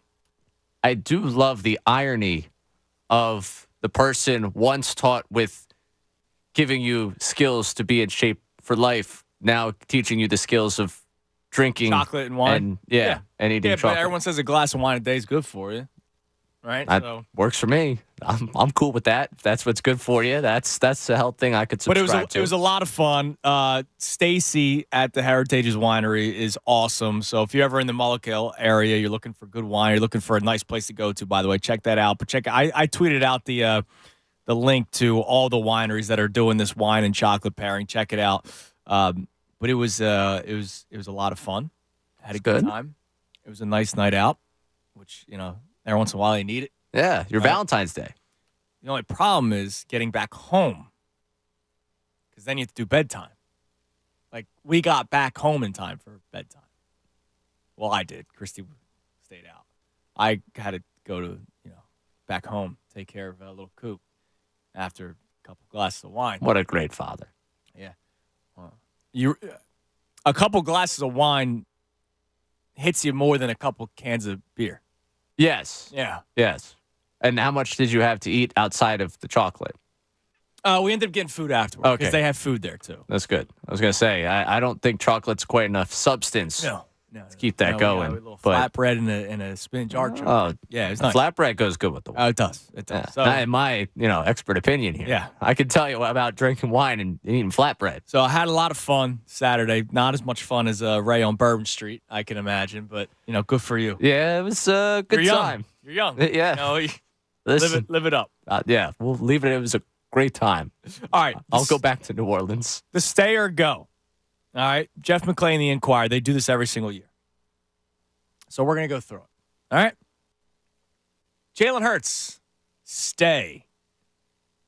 Well, I don't know about that. No, Yeah. of course. He stays. Marcus Mariota, go. I don't have to bring him back. It doesn't really matter. Yeah, it's one of those that doesn't move the needle either way for me. So if you think you can improve on it, I'm going to hit go, and then I'm going to say stay for McKee. Of course. Yeah. There you go. Optimistically, you think maybe he's a 2. Realistically, you think, well, he's a 3 that if your 2 doesn't perform, maybe you develop into something. Now, we're going to compare what we say to the audience and the Inquirer. All right? So we say stay for Hurts. It's good. Go for Mariota. Stay for McKee. Jeff McClain says stay for Hurts. Go for Mariota. Stay for McKee. The crowd, 90% of the people say Hurts should stay. So there's the 10% of people. That's why we can't run a poll. Yep. That's why I call it the 3% rule. I can't believe there's 10%. But 10%. 62% of people say Marcus Mariota should go. So it's not that high, but 62%. But 84% say Tanner McKee should stay. I just got a question for the 16%. What are you going to do otherwise? It's a third quarterback. Yeah. All right, running backs. I want DeAndre Swift back. I don't think DeAndre Swift is going to come back. I don't think they're going to pay whatever he might go. So I'm going to say go. Yeah, I'm exploring the market. Not my personal preference, but I'm not going to waste my time begging for DeAndre Swift to be re-signed when I think he goes. So I'm saying go for DeAndre Swift. And this doesn't have to necessarily be our personal. Like, it's also what we believe. Like, personally, I don't want Kenneth Gainwell back. Do I believe Kenneth Gainwell's coming back? Yes, which is why I'm going to click stay. Come on, under contract, rotational back. Boston Scott, I'm done. Oh, boo-hoo. Cry me a river. You're throwing a 4th running back out. Do you want to hit stay? I'm keeping the guy. All right. And also, while we're doing the whole thinking of the organizational philosophy, why go out and try and find a depth back when you have a back that's just here that wants to be here? All right. Boston Scott, stay. Rashad Penny, go. Yes. Okay. Yeah, please. Please. I don't want to talk about Rashad Penny ever again and why he's not playing. All right. So DeAndre Swift, we say go. McClain says go. 89% of Eagles fans want him back. Whoa. Now, time out. I love DeAndre Swift, okay? And especially when it comes to, the whole from here thing. Nobody is a sucker to the Philly thing quite like I could be a sucker for that. You're telling me there is just 1% difference between the people that want to keep DeAndre the Swift franchise and quarterback Hurts, and a running running back coming off the rookie deal. What? Come on. All right. Let's come on. Like, we gotta set the mindset here a little bit as a fan base. Well, now this is interesting. So you're reacting to the 89% that want Swift back. So when it came to Kenneth Gainwell, we said yes. McLean says yes. 72% of people say yes. And I don't think Kenneth Gainwell is like anybody's favorite. Now, are people voting yes because they assume him to be back, or are they voting yes because they like him? I think he's an assumption. He's the only back. So DeAndre Swift is 89% because people want him back. Kenneth Gainwell, 72% assumption that he will be back. Yeah, it's like I don't want this guy being my lead back, but he's a rotational back that's under contract, that's cheap. Okay, yeah, bring him back. You make me say yes to Boston Scott. Jeff McLean says yes to Boston Scott. And 54% of the audience says yes to Boston Scott. Because they want their New York Giants tickets to cash, even though they didn't this year, unfortunately. No. I know. They want them for next year. Rashad Penny, us no. McLean no. 84% of Eagles fans no. All right, receivers. Covey's back. He's a good return man. So Britton Covey, yes. Yes? Yes. Good. Sorry, I didn't realize I needed to affirm that for you. I thought he was a tight end, but they have Albert O here listed as a receiver. Whatever he is, he gone. Yeah, he wasn't even dressing half the season. No. A.J. Brown, stay. Please. Devontae Smith, stay. Olamide Zaccheaus. Now, you said stay when we did the 1 year left on the deal. You want him back. I'll bring him back. I don't. Now, was it an offensive thing? Listen, I'm not telling you I think he's going off for 1,000 yards next year, but I think, again, in depth-wise, I would. I want a third down guy that I can just trust. Now, then again, the offense went through A.J. Brown, Devontae Smith, Dallas Goedert. Was that Zaccheaus' fault? Probably not. And hey, guess what? If you keep Zaccheaus, you let someone else out the door, you still got an open spot for a wide receiver to be on this roster if you want to go out and address that. Well, you might need a draft in case Devontae Smith doesn't stay here. Okay. I'm going to hit no. Okay. I'm going to hit go. I think that's irrational. I think you are thinking too emotionally right now. Well, I'll think emotionally and say no to Quez Watkins. Yeah, well, no. You're thinking informationally. We've seen. Have fun. All right, Julio Jones, no. I'm sorry. No. It's going to be cool to say at one point.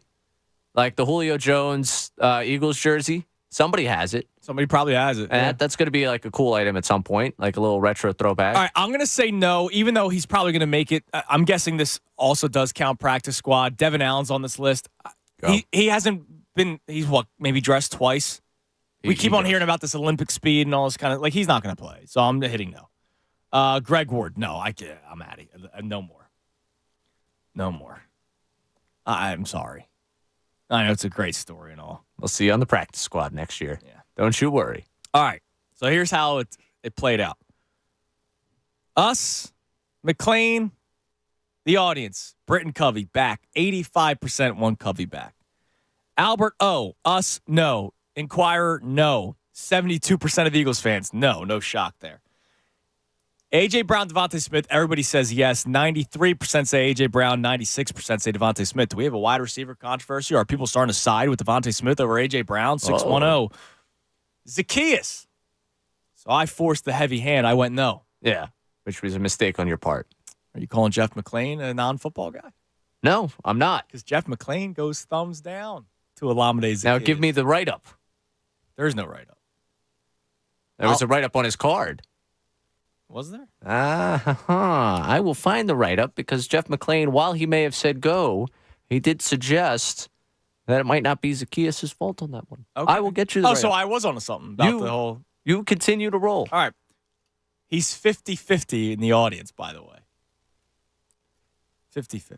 Wow. He's the one person that's not going to get the benefit of being from here. Now, the four wide receivers that we said no to, Quez, Julio Jones, Devin Allen, Greg Ward, Jeff McLean also says no. The audience says no. The highest one, Quez Watkins, 87% of the people say no.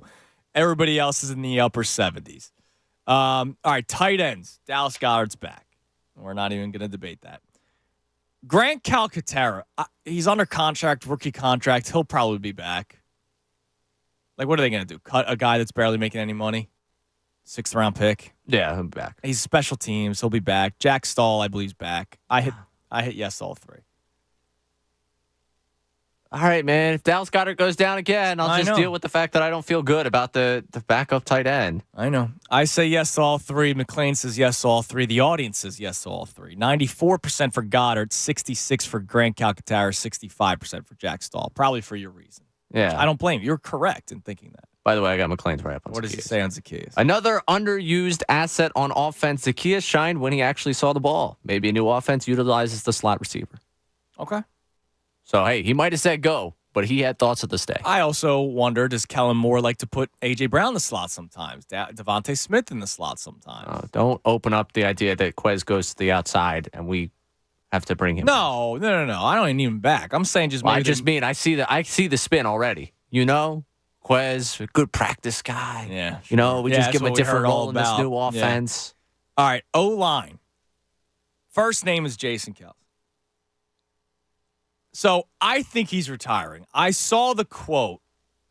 He spoke with Olivia Reiner of the Inquirer. Did you see the quote?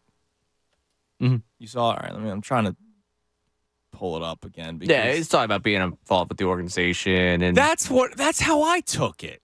But once again, people are taking it as maybe he's coming back. And I'm not taking it that way. So here's what he said to Olivia Reiner of the Inquirer. As a Philadelphia Eagle, incredibly disappointing season, especially at the end of it. And I really look forward to trying to prove people wrong, especially with some of the recent hires and Nick Sirianni. And there's a lot of things up in the air for the Philadelphia Eagles. But I think that, as a player, you always look forward to going to battle with your guys. Notice he said, like, as a Philadelphia Eagle, as a player. Like, I'm looking at it as not, I'm still this. It's when I was this is what I looked forward to. He then continued, and I don't know what's going to happen to me, but I do know I still want to be involved in the organization. I still want to be a part of it regardless of what the decision is, because I don't want to ever feel like I'm on the outside looking in on these achievements and these accolades and these opportunities that largely represent entire cities and fan bases and organizations. It's too good a feeling to pass up. To me, that's him trying to open up the door to get some sort of office job, front office job. Yeah, I see him. Like, I think everyone's looking for the meaning they want in this.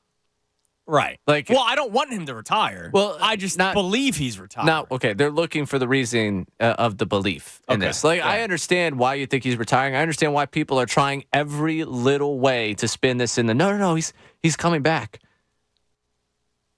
Do I think that, he's all the way through the door retired? No, I don't think. I might actually need the league offices to forward me the paperwork that he has officially retired before I believe that he's retired, just because it just seems like he's that way, where it's like, you know what, I think I could talk myself into another year.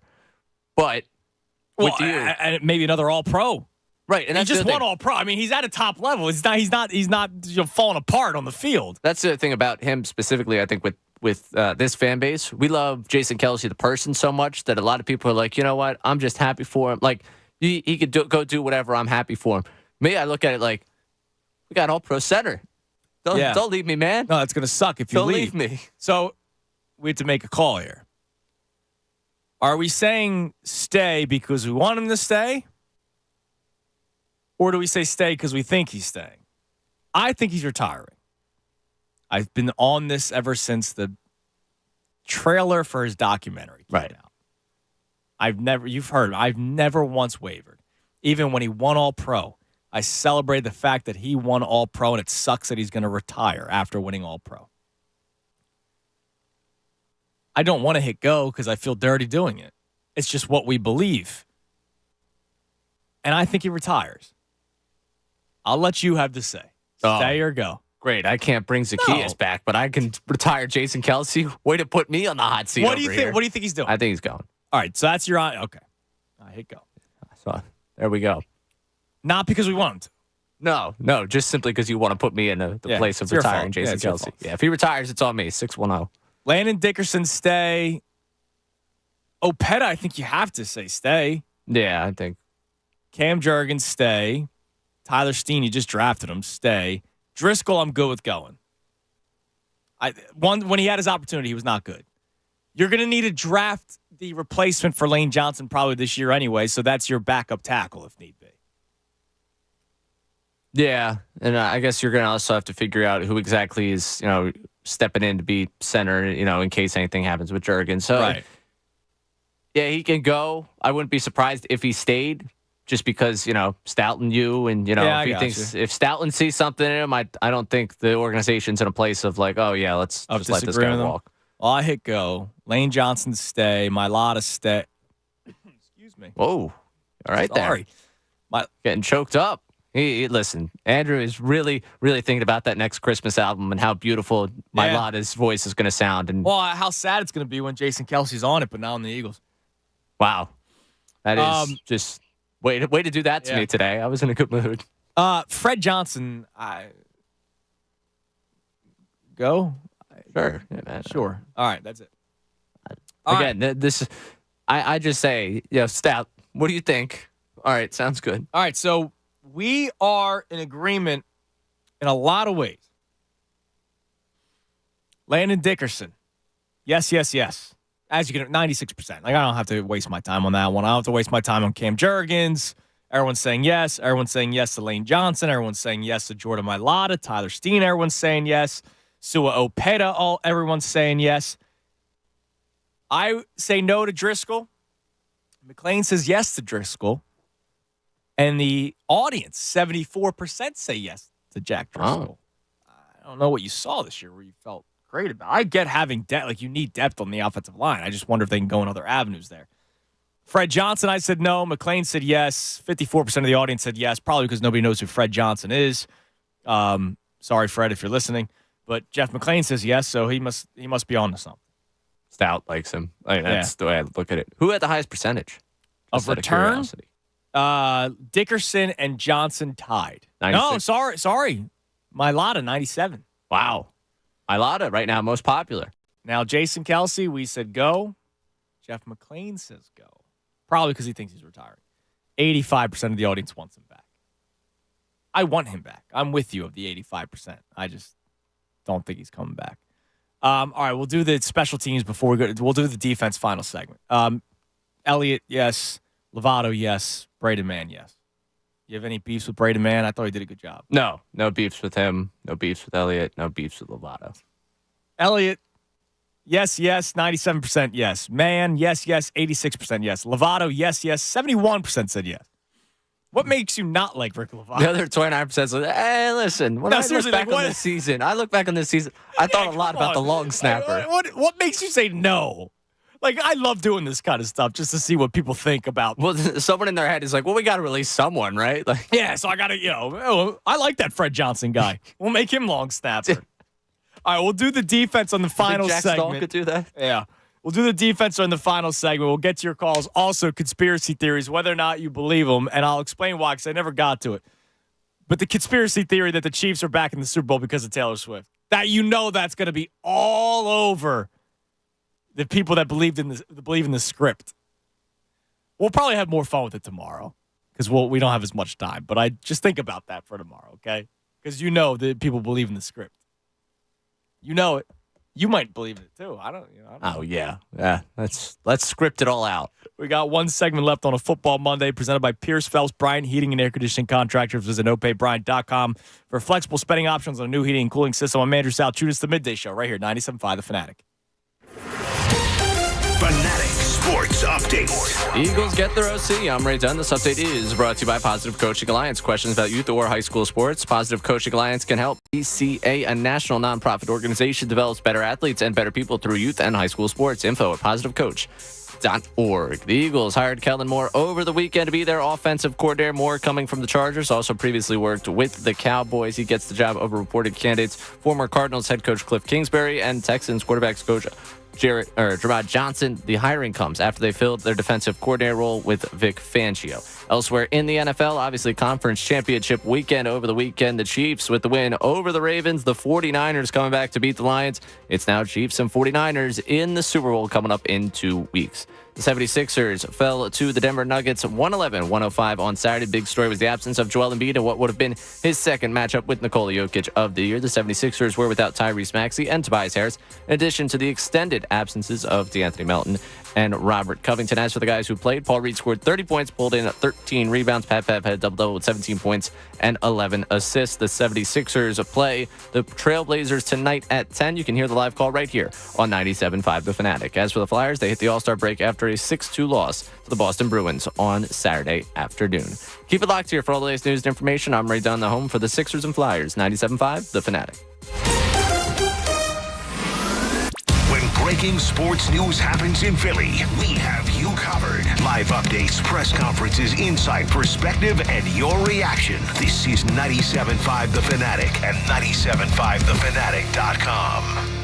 The IRS is the most powerful collection agency on earth, and if you owe back taxes, the news isn't good. The IRS is raising the interest rate it charges on unpaid taxes, and further rate hikes are expected. Most people don't know it, but the IRS adds interest charges to your tax debts daily. So if you owe the IRS today, you'll owe even more tomorrow. And it doesn't stop until you get right with the IRS. The good news is getting right can start with one phone call to Optima Tax Relief, America's #1 tax relief firm. Optima's tax professionals specialize in the Fresh Start Initiative, a powerful IRS program that can save you thousands if you qualify. In fact, the experts at Optima have resolved over $1 billion in tax debt for their clients. Call now for a free consultation. Call 800-354-2840. 800-354-2840. 800-354-2840. Optima Tax Relief.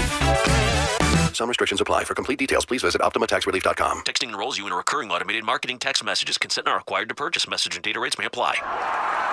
The team's looking good this season. I think so. Man, I miss playing football. Being young with unlimited energy to burn. Ever since I turned 40, I just can't find that fire I used to have. Think you could be lower testosterone? What do you mean? All guys lose their edge when they turn 40. The body has less testosterone. That's why I take Nugenix Total T. I've heard about Nugenix. That really works? Since I started taking Nugenix, I'm lifting like when we played for Coach Carter. I feel more energized at work. It's even spiced up things between me and the missus. Are they still giving out complimentary bottles for people to try? Yep, send a text. It's that easy. Text ENERGY to 42424 right now for your complimentary bottle of Nugenix Total T. It's the #1 selling testosterone-boosting brand at GNC and Walmart. Do it now, and they'll also send you a bottle of Nugenix Thermo X, their newest, most powerful fat burner ever, absolutely free. Text ENRGY to 42424. That's ENERGY to 42424. These statements have not been evaluated by the FDA. This product is not intended to diagnose, treat, cure, or prevent any disease. Hey, it's John Kincaid, host of The John Kincaid Show and 3-time cancer survivor.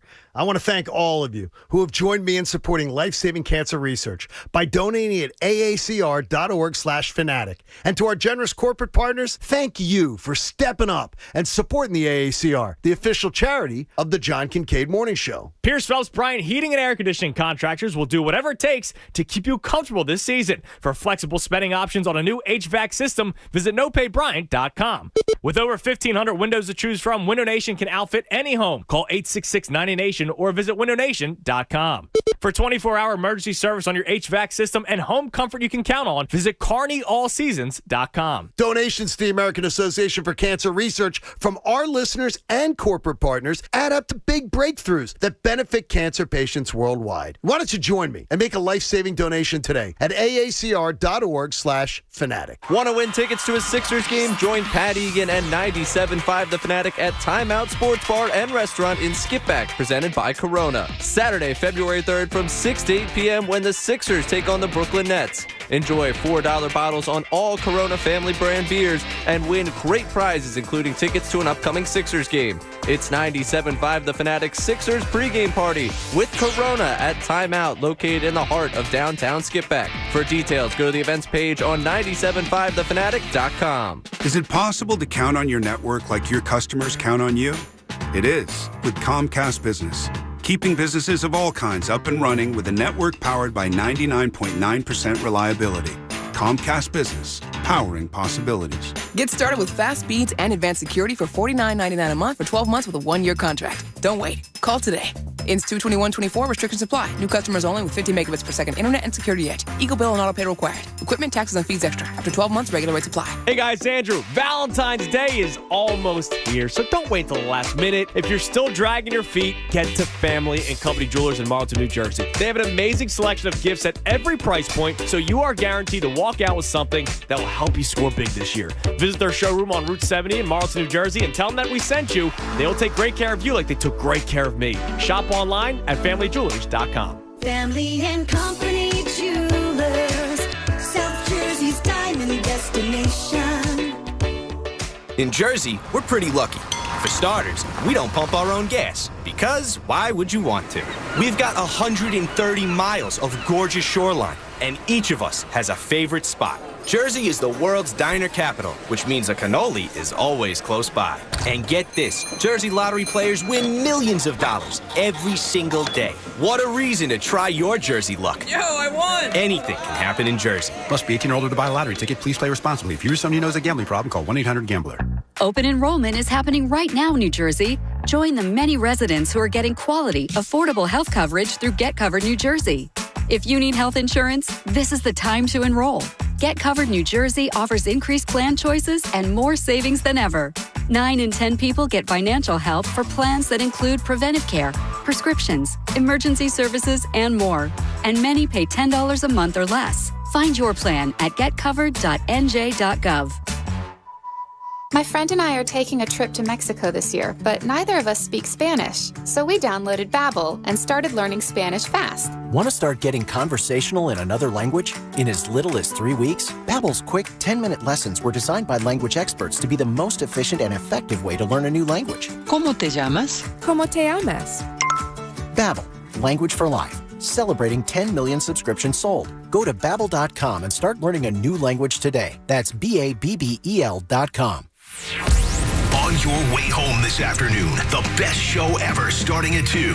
Now more with Andrew Salchunas on 97.5 The Fanatic and 97.5thefanatic.com. It's 120, 97.5 The Fanatic. I'm Andrew Salchunas. 1 o'clock hour of the program. Brought to us by Ferguson HVAC Line Conklin. Attention HVAC contractors for equipment, parts, and supplies for heating and cooling jobs in one of Ferguson's counter locations in Ben Salem, King of Prussia, Pennsauken, or Westchester. We're going through the stay or go for the Eagles that the Inquirer does every single year. And we've been pretty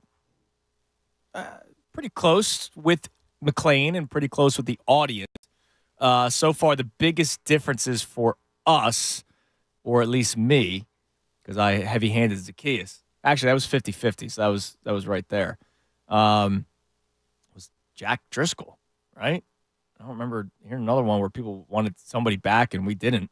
Well, the audience wants Swift.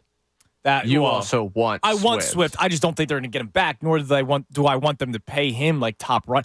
I don't think he's a top running back in the league. Like, I didn't think Miles Sanders deserved what he got last offseason. You know what I mean? Like, I don't think DeAndre Swift's going to get that big payday, nor do I think he should be. If they can get him back on city-friendly, team-friendly deal, which, DeAndre, go get your money, man. Like, go get paid. But if they can get him back on some team-friendly deal, that'd be great. Yeah, you and I both said no. McLean said no. The audience, 89% want him back. 89%. Yeah, that was the big one. We'll do the defense after we get to a couple of calls. But real quick, I just saw a video on social media of Brandon Ayuk laying in his bed watching SportsCenter top 10 plays, and he was upset because his play came in at number 2. Number 1 was the Lamar play. Yeah. That one's better. The Lamar play was better.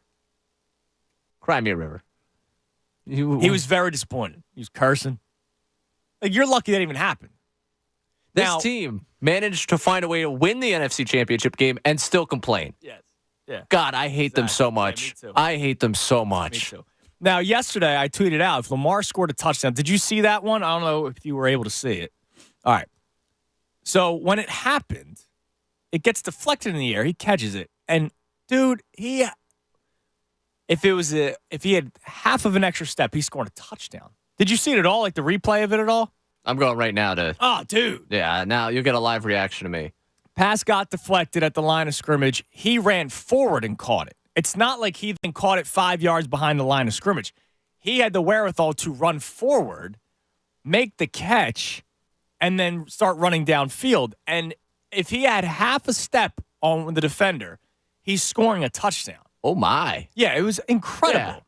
Yeah. So my immediate reaction was, if he scored a touchdown, that would have been the greatest play in NFL history. If he scored. Not like that itself is not. But if he scored, it's the greatest play in the history of the NFL. Well, assuming they go to win the game. No. I don't think you have to win the game. Play, individual play. Oh, come on. Great plays that for losing teams get forgotten all the time. Think about the ball that was tipped up in the air for the Seahawks, that incredible catch that now we only talk about Malcolm Butler on the goal line. True.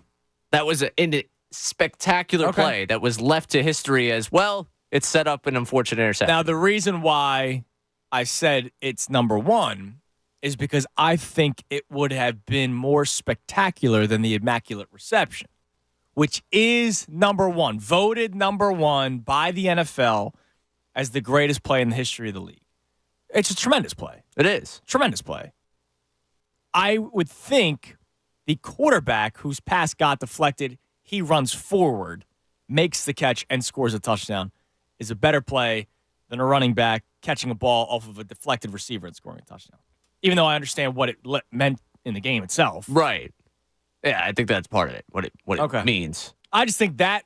Oh, I mean, it's incredibly impressive. That feat, to me, would have been the number one play in the history of the NFL. I think it's greater than the Immaculate Reception. Quarterback. What do you mean? Well, it would have meant nothing. Well, maybe, actually, you never know. Yeah, they could have scored a touchdown. It could have meant something. I don't think they scored another touchdown. They didn't score another touchdown in that game. It was 14-7. No, so it would have meant something. Tough day for those Baltimore Ravens fans. All right, we'll get to this defense in a second. Let's go back to the calls. My man, the betting guru, is on. What's up, NJ, betting guru?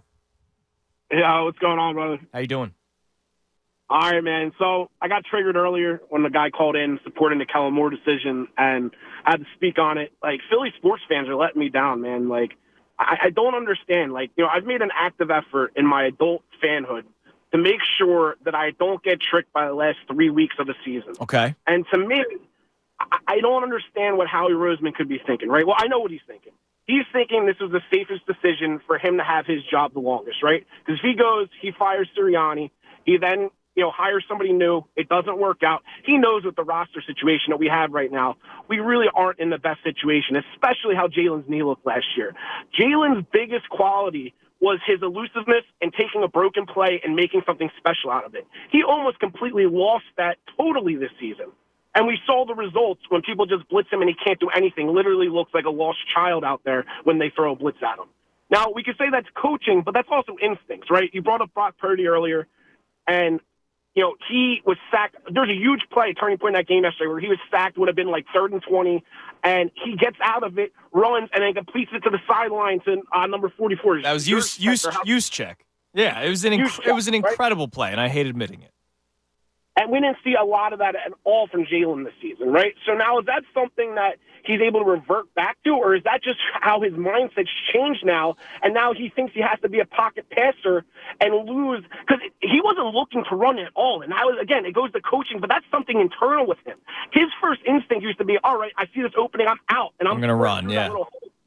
Now, I do wonder how much of it is health-related. Like, the knee was bothering him. He looks slower this year. But they didn't mention it, and that's the thing. I haven't heard anything about an off-season surgery. Like, what actually happened to his knee? Because it was noticeable. He was not the same. Well, the report I remember Glazer had on it was that it was a bone bruise, and then that was the most that we ever heard of it. Right, and we clearly saw it. So I don't want to lose the Kellen Moore point, right? So Kellen Moore is an absolute disaster, right? He was a Boise State quarterback. His name got hot when all those young coaches were hot. He's had multiple opportunities as an offensive coordinator with tons of talent around him, and he's absolutely squandered it. But now Howie decides that he's going to have to be in a safer situation and he's going to bring on somebody now, oh, well, Kellen Moore failed 2 other places. I bring him on. That's going to buy him more years before now Lurie turns to him and say, Howie, this isn't working anymore. Besides the fact his personnel decisions, again, going into the season, we all knew that offenses are trending towards eating up the middle of the field. Yet we have the lowest level guys on the field, and now people go to, stats after the fact, right? I can't stand looking back, Kellen Moore had this high-ranked offense. Kellen Moore had this high-ranked offense. How many of those stats were at the end of the game when they were losing? Well, and at the same time, a lot of people were pointing that out for the Eagles this year, and thanks for the call, man. I didn't like that, right? Like, the Eagles themselves pointed out that they were a top 10 offense. I watched the games. I didn't see them as a top 10 offense. I like the idea of Kellen Moore because it's not what we just watched this year of Brian Johnson and Nick Sirianni. It's going to be more creative. There's going to be pre-snap motion, which is something that Nick Sirianni scoffed at. It's going to be being able to utilize your wide receivers to run different routes. Now, I understand why you would be nervous because he had Justin Herbert and Keenan Allen and company, and the Chargers didn't have a good season. I still wonder how bad of a head coach Brandon Staley was. Now, I don't know how great of a head coach Nick Sirianni is, so we'll see how that goes. He was the hot name even when he was with Dallas. So he had one subpar year with the Chargers. We'll see how it goes. Man, it's just an incredible way to see something and just to hate it. Like, I don't understand. I do. It's wanna okay know. to not like the hiring of something, right? But like it, I just think I'm just waiting for. I saw Kellen Moore pop up, and I was like, wow, am I going to get the positive guru? I'm still waiting for the positive guru. No positive. But like with the Kellen Moore situation here. When he talks about buying Howie time, this isn't buying Howie time. No. If anything, this is buying Moore an opportunity. Moore looks at this offense and says, okay, I could do something totally fresh here and unique. And ultimately, my biggest concern with the Moore hiring is what is the mesh of him and Sirianni. Right. Like that's more my concern. Kellen Moore, I would love nothing more than for him to come in here, have a crazy season, this offense look revamped, and hey, he's proven right as that hot coaching commodity. And then he's going to be a head coach somewhere else. Yeah. Guess what? That means we had a successful season here. Yeah. I don't need the buying of time here. I don't think it's a buying of time thing. I think it's just hey, this is something unique to what you did. You talk about being fresh, and hey, for all the conversation we had following that press conference and for all that we put into, okay, what do they actually mean when they say this? Let's try and read between the lines. Let's try and break down this press conference.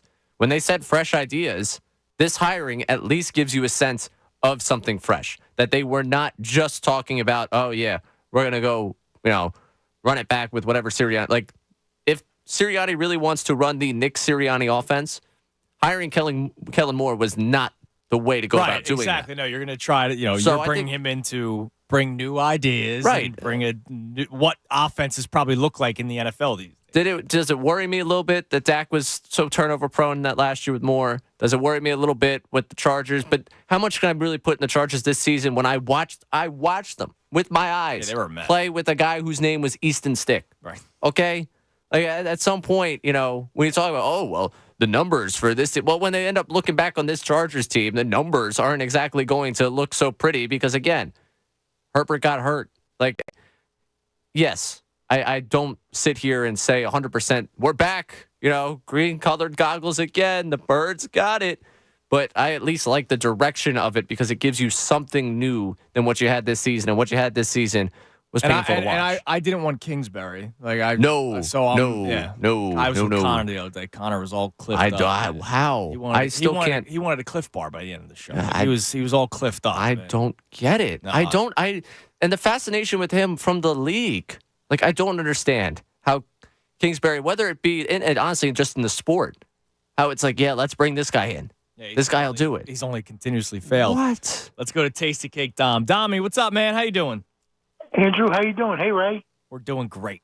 I'm looking forward to talking to you today, Andrew, because most of the time when I listen to I listen to you and Ray or the morning show, most of the time I agree with what you guys are saying. Okay. But so Saturday, I like to listen to the radio as I'm doing my rehab exercises, and I put a guy on, and I heard Silvana's voice, so I left it on, and it's a guy I never listened to before. He's a Bill. It was Bill. Yeah, and I never disagreed with a show like I disagree. So his perspective was that this is 100. I'm not going to say 100%. The gun should be put into Howie. That Sirianni, okay, he is very pro Sirianni. Okay. And he felt as though that the 10-1 was the mirage, Andrew, and the 5-6 was what they are because of personnel. And that Nick Sirianni overcoached that team.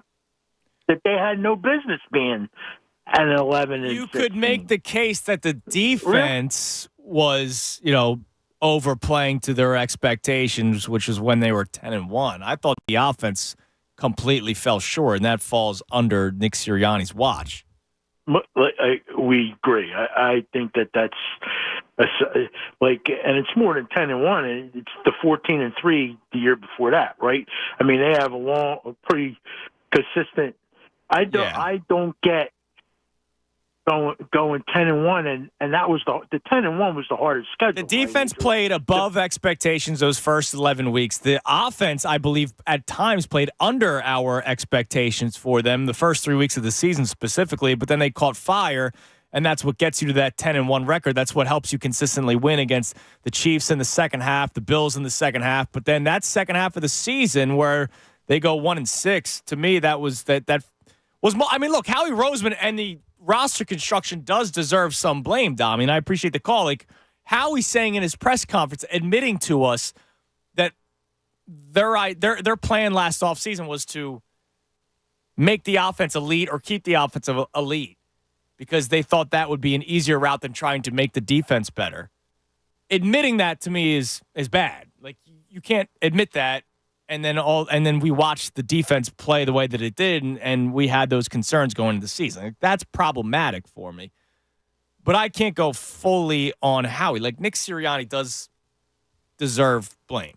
He does, which is why I did not think he should still be here as the head coach of the Philadelphia Eagles, but he is. And we'll see now that his role is diminished how he can be as just the CEO, just the leader of men in this team. We'll see what Kellen Moore and Vic Fangio do for you. But I do think Howie deserves blame. I did a whole show on it, but I can't absolve Sirianni of things. No. And again, that offensive side, like so many things, where it's not even just like offensive design would be one thing, but you had taken away play calling duties from yourself, and you had said that this was going to be Brian Johnson calling and then the plays. Meddled. And then you meddled there, and on top of that, you and your franchise quarterback now need to nurture your relationship in the offseason. Like, it just seemed like you started to overstep. They lost one game and they started finger pointing. Right. Like, you maybe lost the locker room. I don't know. Or he handled the locker room. Maybe he didn't lose the locker room. Maybe the players still like Nick Sirianni. We've had multiple.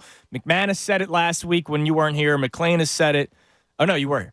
I was here. McClain has said it. Like, the players still ride with Nick Sirianni, but maybe the messaging got lost at some point during the season. That falls on the head coach. It does. All right. Let's do the defense. By the way, the guru says he was positive about the Oubre signing. Oh, that's nice. Got one. So, what, it's been 4 months since we got it? Well, no, it's almost February now. That happened, what, October? Yeah, something like that. Yeah. All right. The defense, stay or go from the Inquirer.com. We're doing the exercise. So you were the one that put the final nail in the coffin of Jason Kelsey, retiring him. Okay. It's your decision, right? That was not my decision. I'm not going to do that with Brandon Graham. Oh, good. Yeah, I'm glad. Let's wind this back real quick. I get to make the decision on whether or not the guy that's been reported he's going to retires. And you get to make the decision on the guy that says he wants to play another year, gets to play another year. What a load of crap this is. All right, Brandon Graham stays. Teron Jackson, he's 25. I guess maybe let me see. Is he still under contract? That's what it basically is going to come down to. Like, what is Teron Jackson's? Not everyone's a superstar. Yeah, I mean, look, you need, like we said, we need to keep some depth. Man, Teron Jackson's spot track doesn't even pop up because, oh, he's a free agent after the season. He can go. Okay. With all due respect. Josh Sweat's an interesting one. because there's an out in his contract. I think Josh Sweat is a professional edge rusher. I never thought he was a game wrecker. Never. I remember there was an article that came out a couple of years ago of the top edge rushers, and like Sweat was next to Myles Garrett. And I laughed at it on the radio. I almost felt guilty to laugh out loud, but I did because, like, come on. He was a mess the last 2 months of the season. Did actually play well in the playoff game. I don't know. I won't lose sleep if Josh Sweat's not here anymore. I'm going to stay. All right. I'll go stay with you. I think he probably is going to stay. Yeah, I mean, we were talking about where's the depth in this rotation. You want to take out one of the biggest pieces of it. I'm going to pass on that one. For as frustrated as you could be for the 2 months without a sack, Josh Sweat went. Yeah, but I didn't like him.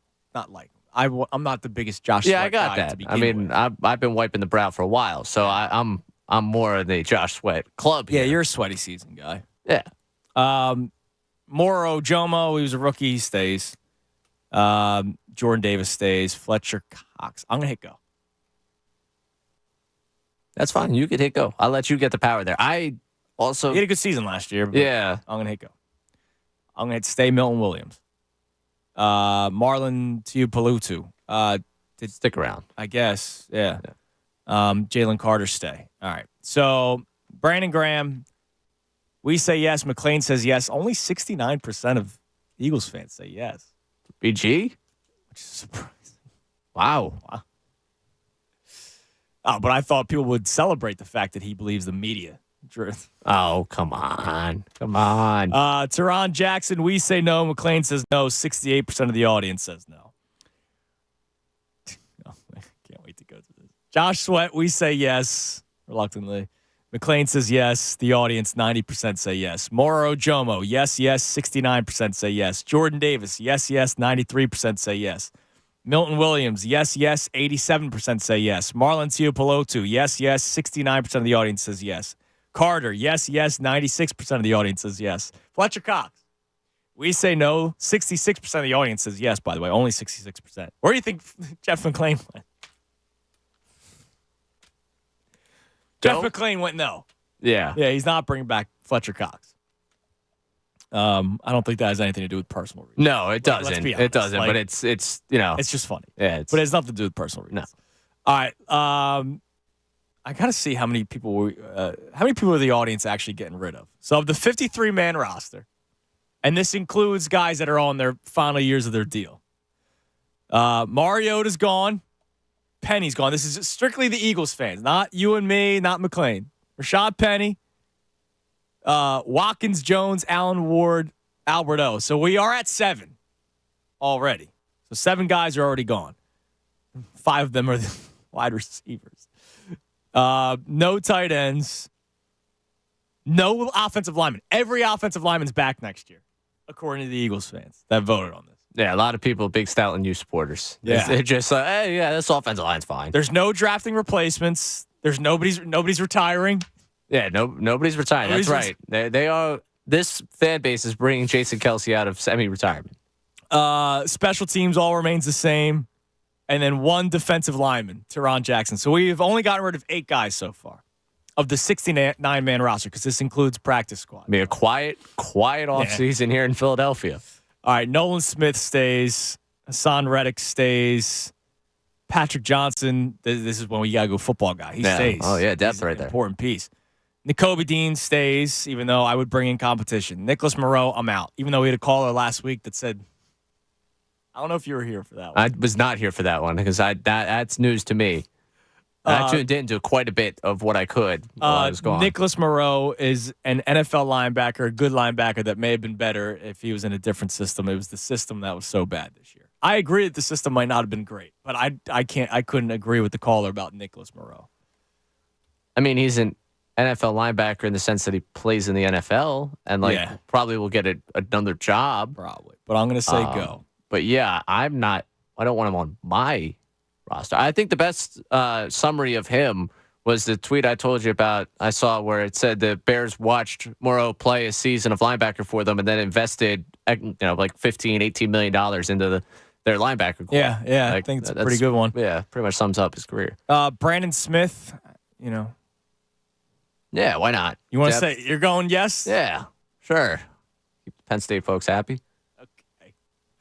I'm hitting it. I'm hitting yes. Oh, you're bringing back your boy? Yeah, greatest Cunningham in Eagles franchise history. Yeah, Zach Cunningham stays. This guy. Shaq Leonard goes.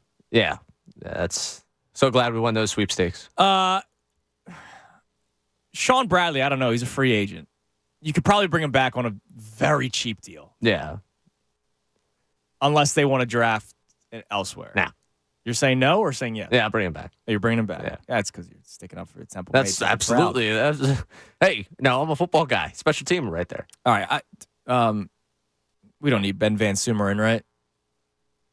Or is he practice? I mean, he comes back to compete. Like, I'm not sitting here telling you that I'm throwing like a team that has no linebackers. I'm not throwing out guys that actually had experience because we were throwing out Van Sumeren in there anyways. Like the way they threw Christian Ellis to the curb. Like Christian Ellis is not a guy I'm necessarily losing sleep over, but when you don't have linebackers, having guys at least in here to compete going forward, a little bit of youth there. You're keeping Van Halen. Yeah, why not? All right, I'll take your word for it. I mean, I think he's making the 53 next year? You want no, Jason Kelsey to retire, and you want Van Sumeren back. All right. Nolan Smith, yes, 88% say yes. Reddick, yeses across the board, 95% say yes. Patrick Johnson, we say yes. McLean says yes. 69% of the audience says no. They don't know. What reason? Come on, they don't know the depth. You guys got to know better. Come on, Eagles fans. Like this is depth right here. If you're talking about if we're doing like the 53-man, if you're doing your 53-man right before the season, okay, I can understand no there, like practice squad, something. But it's like throw the guy out for what? For who? This is also assuming they're going to invest in the linebacker position, which I'm skeptical of. N'Kobe Dean, yeses across the board, 79% from the audience. Nicholas Moreau, no's across the board. 82% say no. Yeah. Brandon Smith, football guys, you, me, McLean, yeses. Audience, 64% says no. That's what we need. We need roster spots. Zach Cunningham, only one that said yes. McLean said no. 61% of the audience says no. If you could find somebody better than Zach Cunningham, go after him. Well, yeah, that's the whole idea of all this. We want to find better linebackers than what we had. Some of these guys are depth pieces. Cunningham comes back because of my fear of what else could be out there. Right. Like you ended up with Zach Cunningham 2 weeks before the season. Shaq Leonard. Everyone says no, including 83% of the audience. Wow. Worst reviews tomorrow. The worst review so far is Quez Watkins. He's at 87%. Say no. So only 13% of the audience wants Quez Watkins back. Sean Bradley, we both say yes, including McLean. 54% say no. Van Sumeren gets yeses across the board. Only 52% of the audience says yes. Yeah, I mean, listen, slice and dice it. Pick a couple of these guys to keep for depth and, a few others to go find a practice squad. And yeah. All right, well, now here's the last one. Now, this one's going to get interesting. Darius Slay. I say yes. Yeah, of course. But I'm saying no to Bradbury. And with the knowledge of the cap hit. Yeah. So, Keely Ringo, yes. Yeah. Bradbury, I'm saying no. Josh Jobe, I'm saying no. He can go. When he had his opportunities, he did not play well. Plain and simple.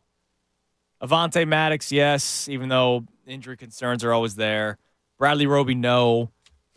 Josiah Scott, I mean, he's probably going to end up staying. He can go too. All right, I'll go. Mario Goodrich, goodbye. I don't really like him all that much. Eli Ricks is going to stay. He was a rookie. Mekhi Garner's probably going to stay. Sidney Brown's going to stay. Justin Evans might have to stay. Right? Who's your safeties? Yeah, I know. That's asking if you could do better on the open market. Byard, I'm hitting go. Byard can also go. Like anything. Blanket ship. Sure. He'll be here. Tristan McCollum, Sure, man. Stick around. All right. You like the city? So let's see, man. A lot of DBs here. All right, Slay. We say yes. McLean says yes. What do you think the audience says? Like a pretty hefty split on this one. Surprisingly, 70% say yes. Whoa. I was surprised by that. Wow. Not only because I think people don't like him as a player, because I was the only one kind of defending the dude anymore, but also the stuff that he said. Yeah, I thought the podcast would have tanked that one. But if I'm getting rid of Bradbury, I need to keep Slay. Keely Ringo, yeses across the board. 90% say yes. Bradbury wins the highest percentage of no's at 89%. Ooh. We say no. McLean says no. Josh Jobe, we say no. McLean says yes. 56% of the audience says yes. And now, yeah, I mean, look. McLean said no to Maddox. Oh. Note that, because we'll be speaking to Jeff McLean tomorrow. Would love to get his thoughts on it. We said yes. The audience says yes. No's across the board for Roby, Scott, and Goodrich. Byard gets no's across the board. And then everybody else gets yeses across the board. Ricks, Gardner, Brown, Blankenship.